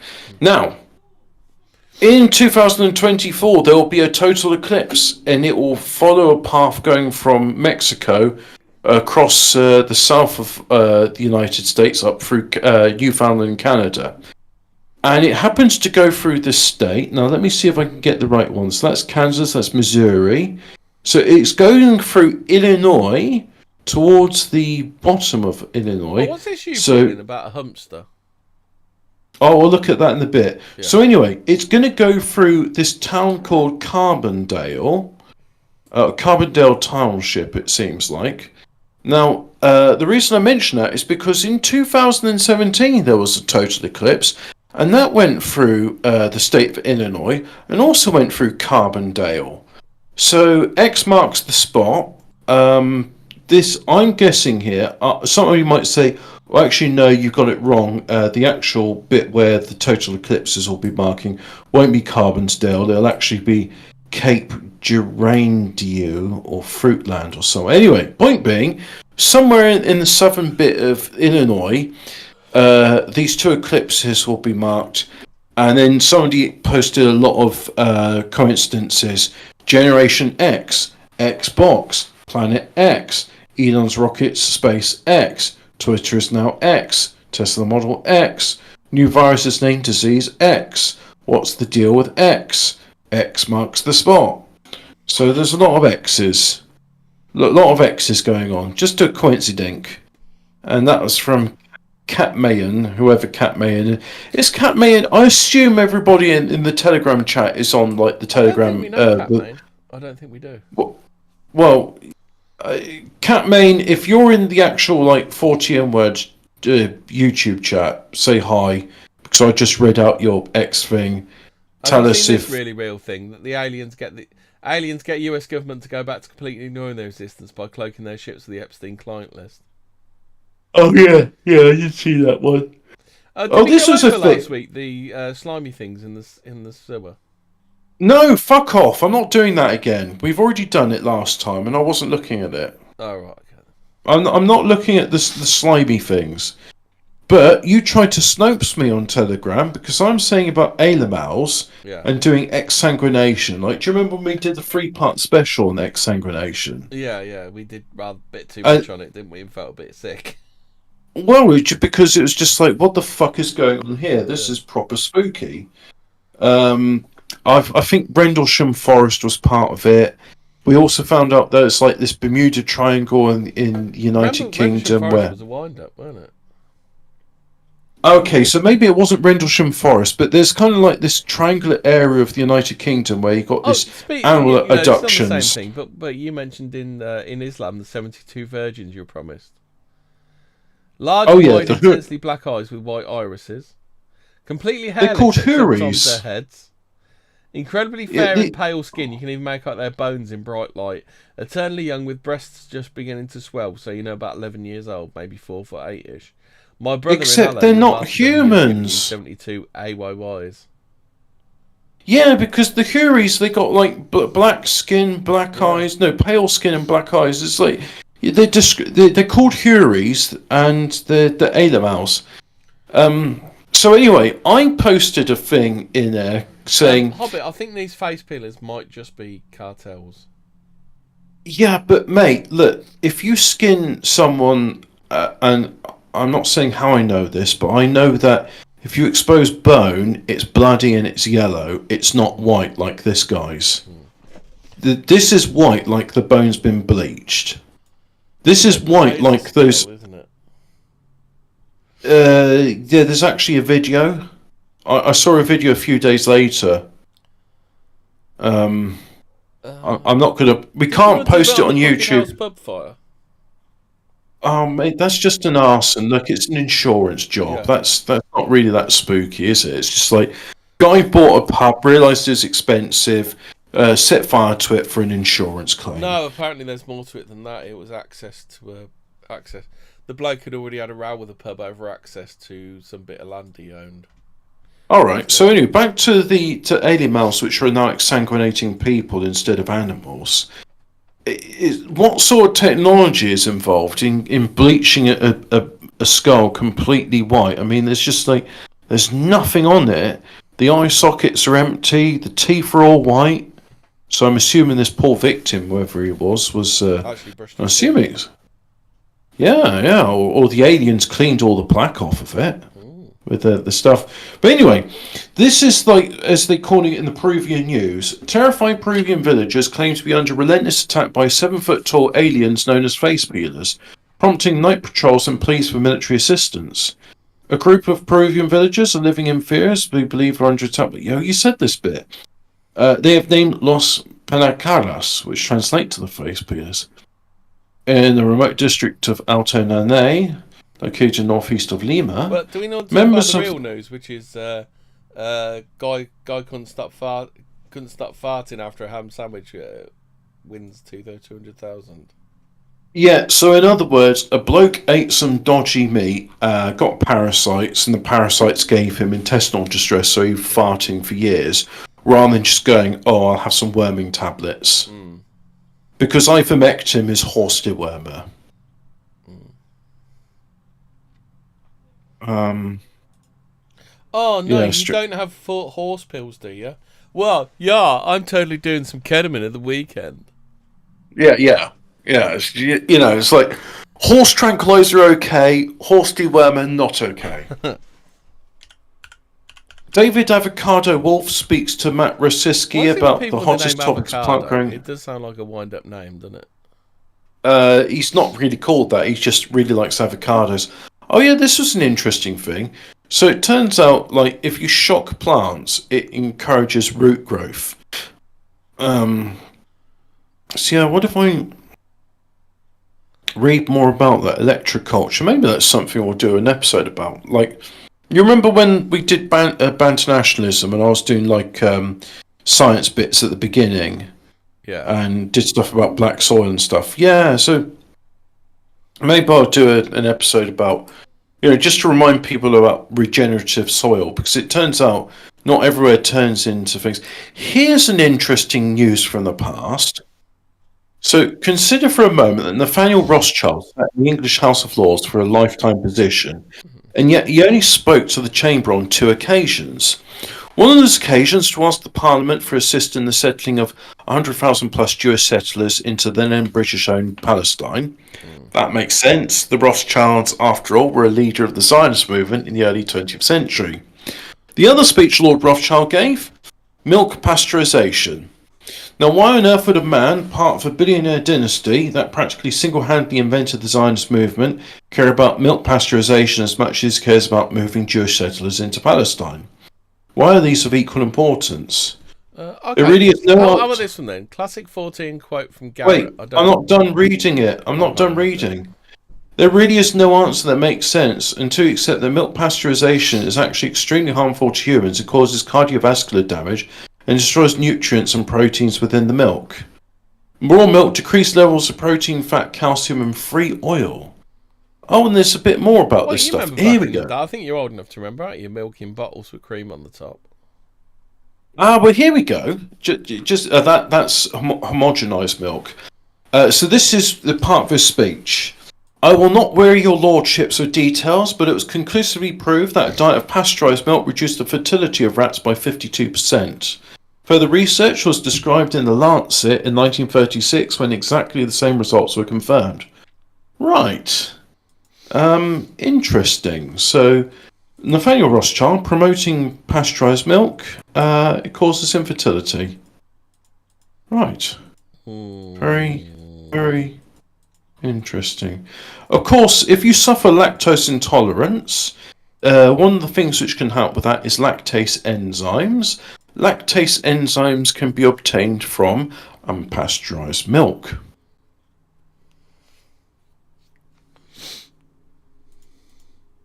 Proceed.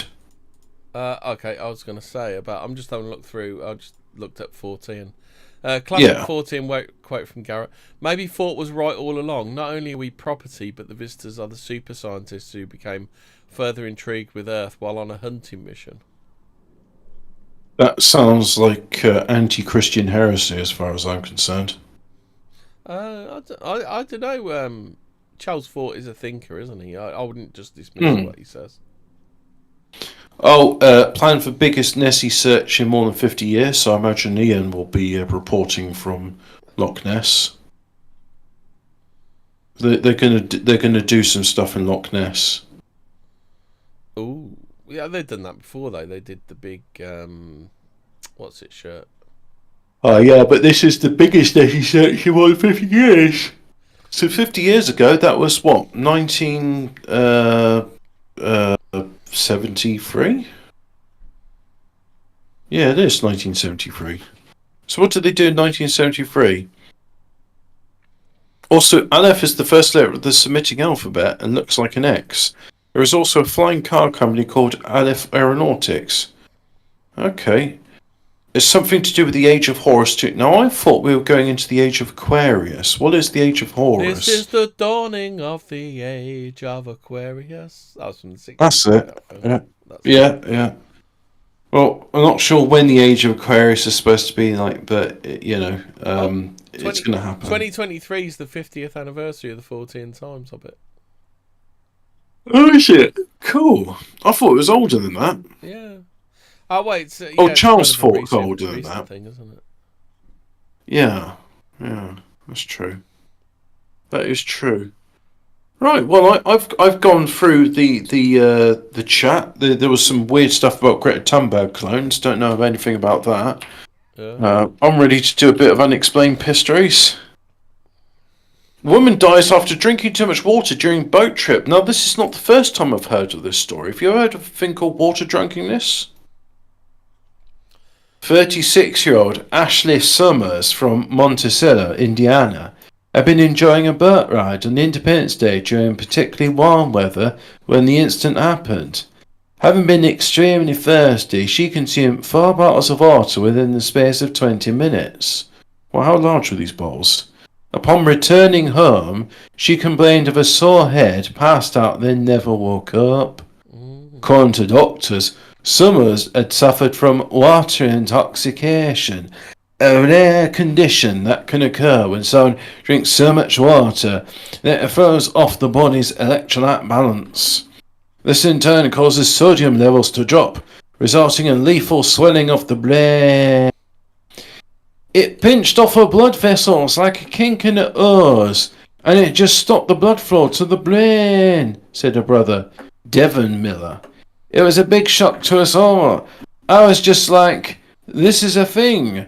Well, Yeah, he's so very prolific on Twitter, or X as it's called now. it turns out if you drink too much water too much fast, it dissolves your things. Well, it's like that woman, was it the don't pee for a wee or something? Where you had to drink all the water and not wee, and you could win a wee. She died. That was it. It kind of dissolves your insides, doesn't it?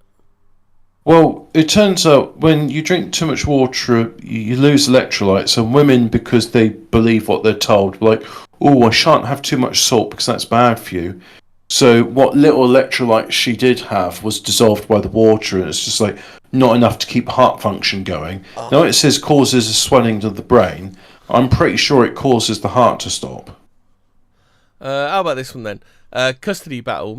Kansas man David Ostrom, 40, has asked the judge to let him engage in a sword fight with his ex-wife and her attorney so that he can rend their souls from their bodies.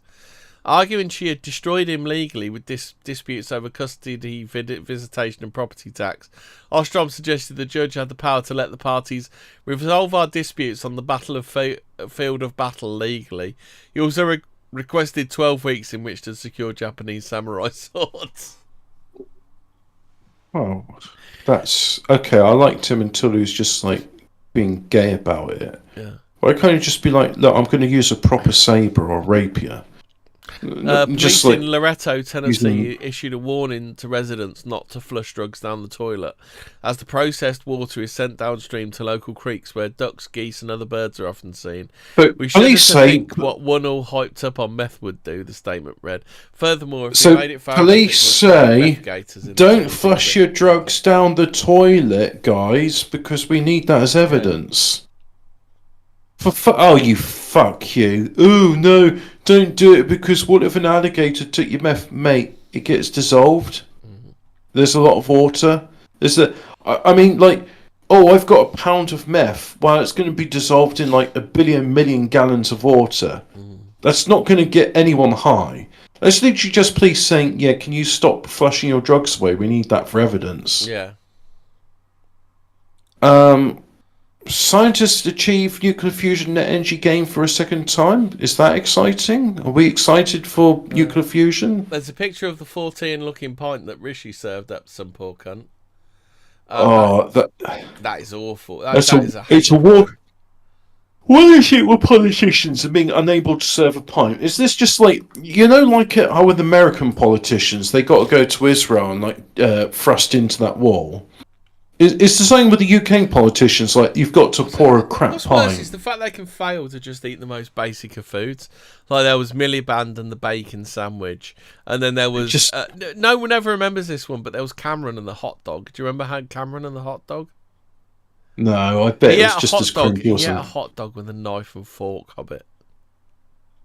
Why? Because he's fucking posh, and he doesn't know what normal people do.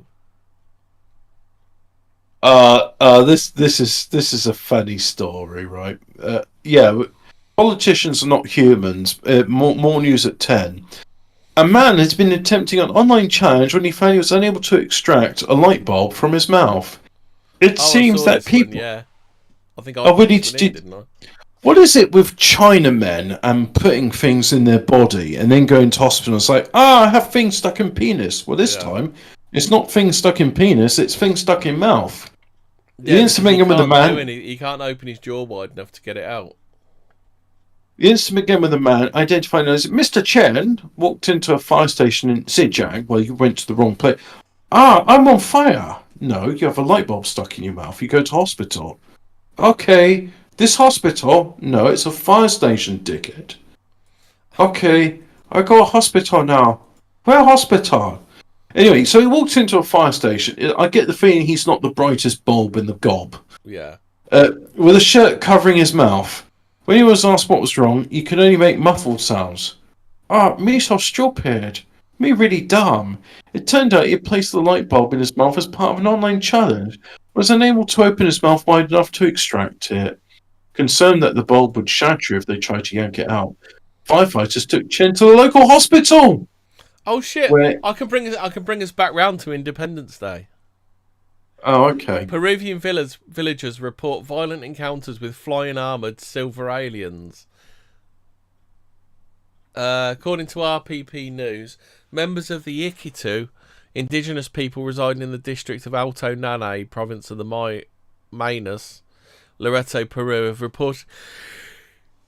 reportedly seen and even been attacked by flying armoured silver beings with huge heads. These encounters date back to at least July 11th. These creatures are said to be roughly 6.5 to 7 feet tall and immune to the villagers' hunting weapons.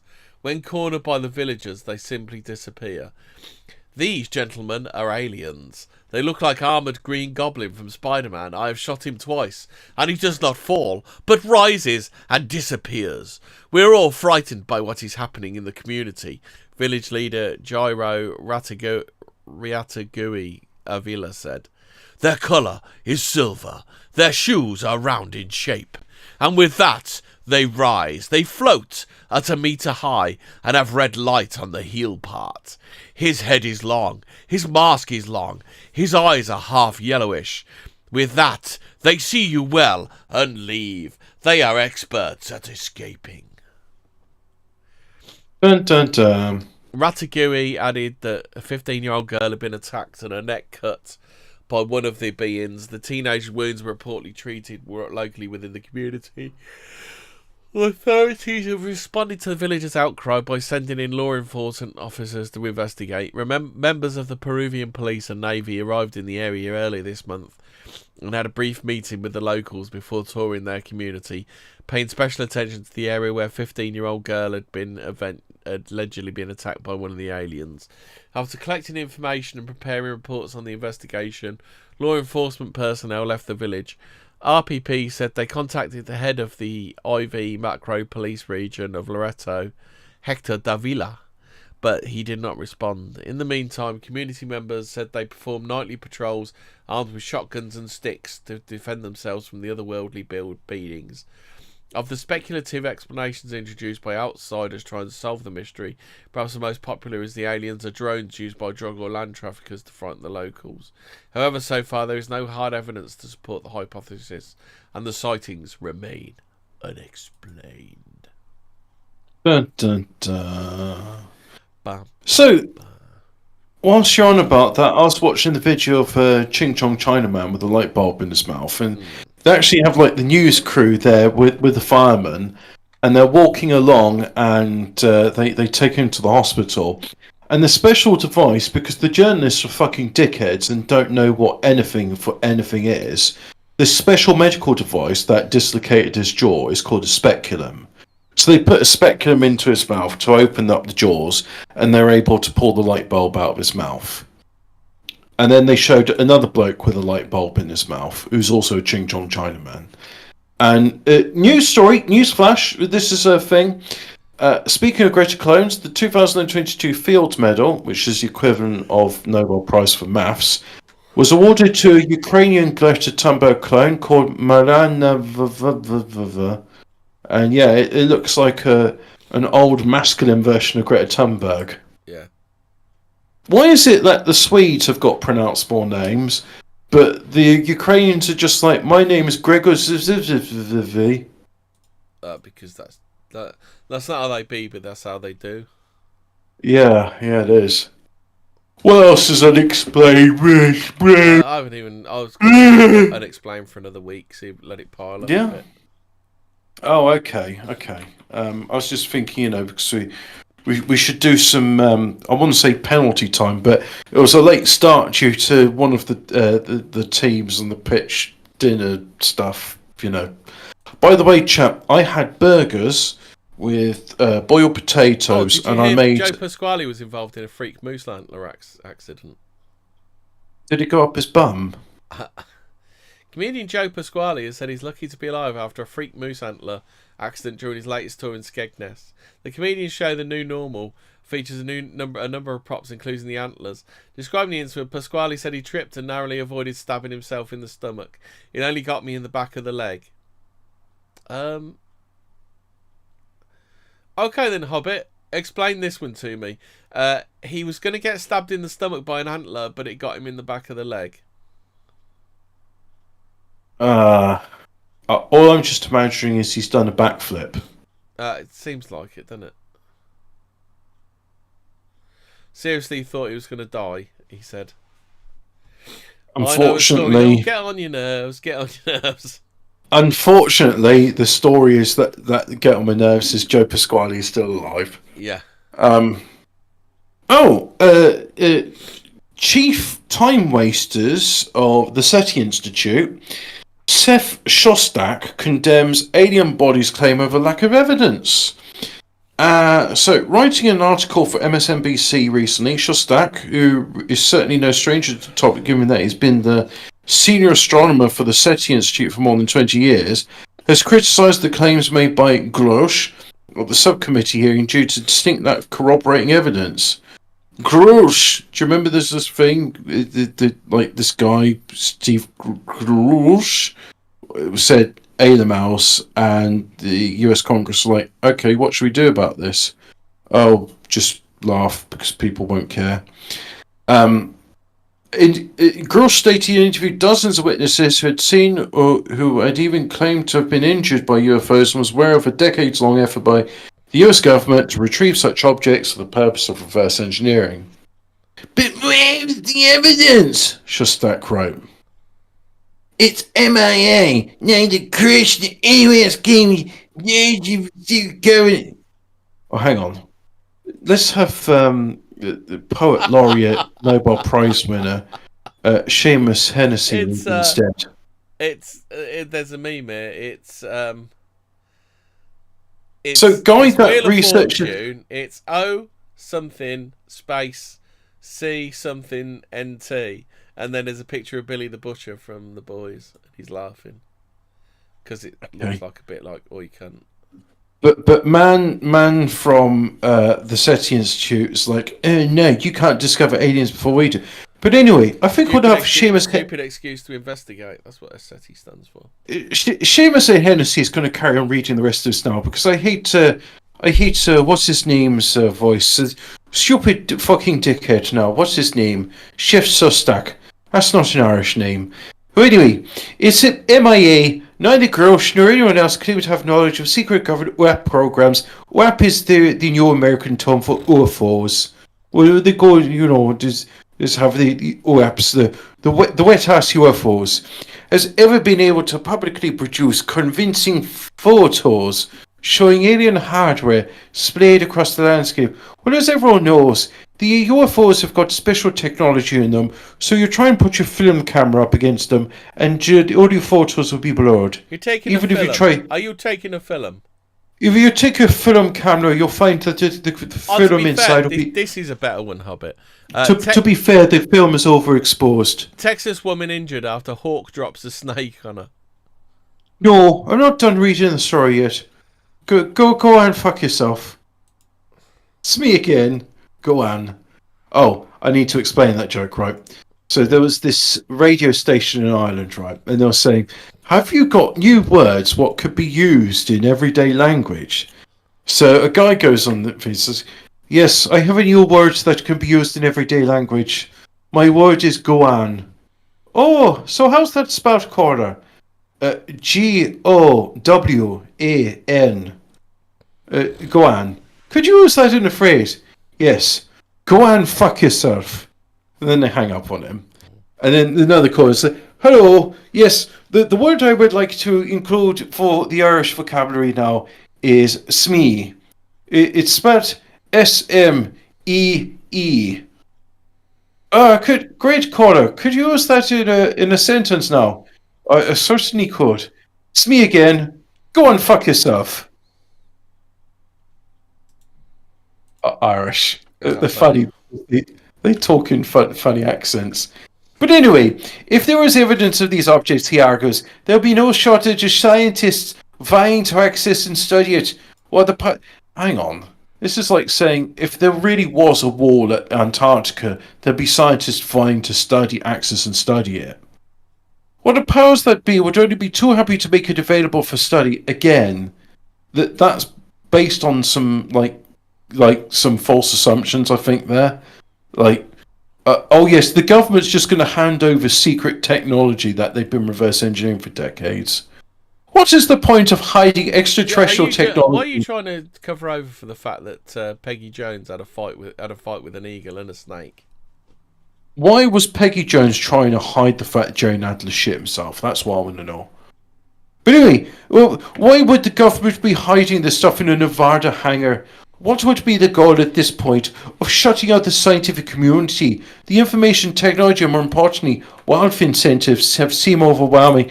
Steve Shostak, I can't believe you're this dense. Or actually, maybe I can, because your institute, as you said, is stupid excuse to investigate. Anyway, who's this Jerry Nadler impersonator and why she shot herself? So, Peggy, the Texas one was attacked by a hawk and a snake at the same time after the bird which eats snakes. Oh no, I was in a cage and a hawk and a snake attacked me. Accidentally dropped the wriggling serpent on her. Peggy Jones, 64, was mowing her lawn last month when a passing hawk dropped a snake on her before swooping down angrily to try and reclaim its meal. The snake wrapped itself around her arm, began striking her face as the bird sunk its talons deep into her flesh. The terrifying ordeal left her with cuts and bruising to her arms and face.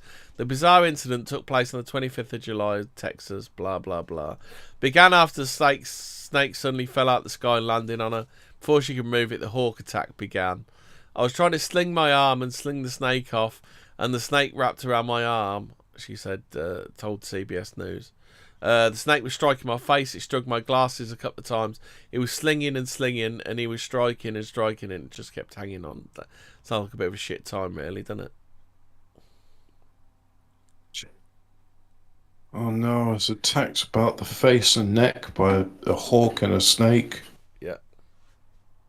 Can't believe it. Yeah. You know what? I can't believe it so much that I don't think I'll be able to say anything until next Thursday. Okay, I think we're done for the evening, aren't we? That's how much I can't believe it. Okay, I can't believe it's not the end of 14 times. 14 words. I can believe it's the end of Fortean Words. Good night, all. Goodbye. We'll see you next week. Bye. And goodbye from Seamus or Hennessy. Oh, sorry, no. Stay spooky. Say good night, Hobbit. Oh, it's good night from Hobbit now.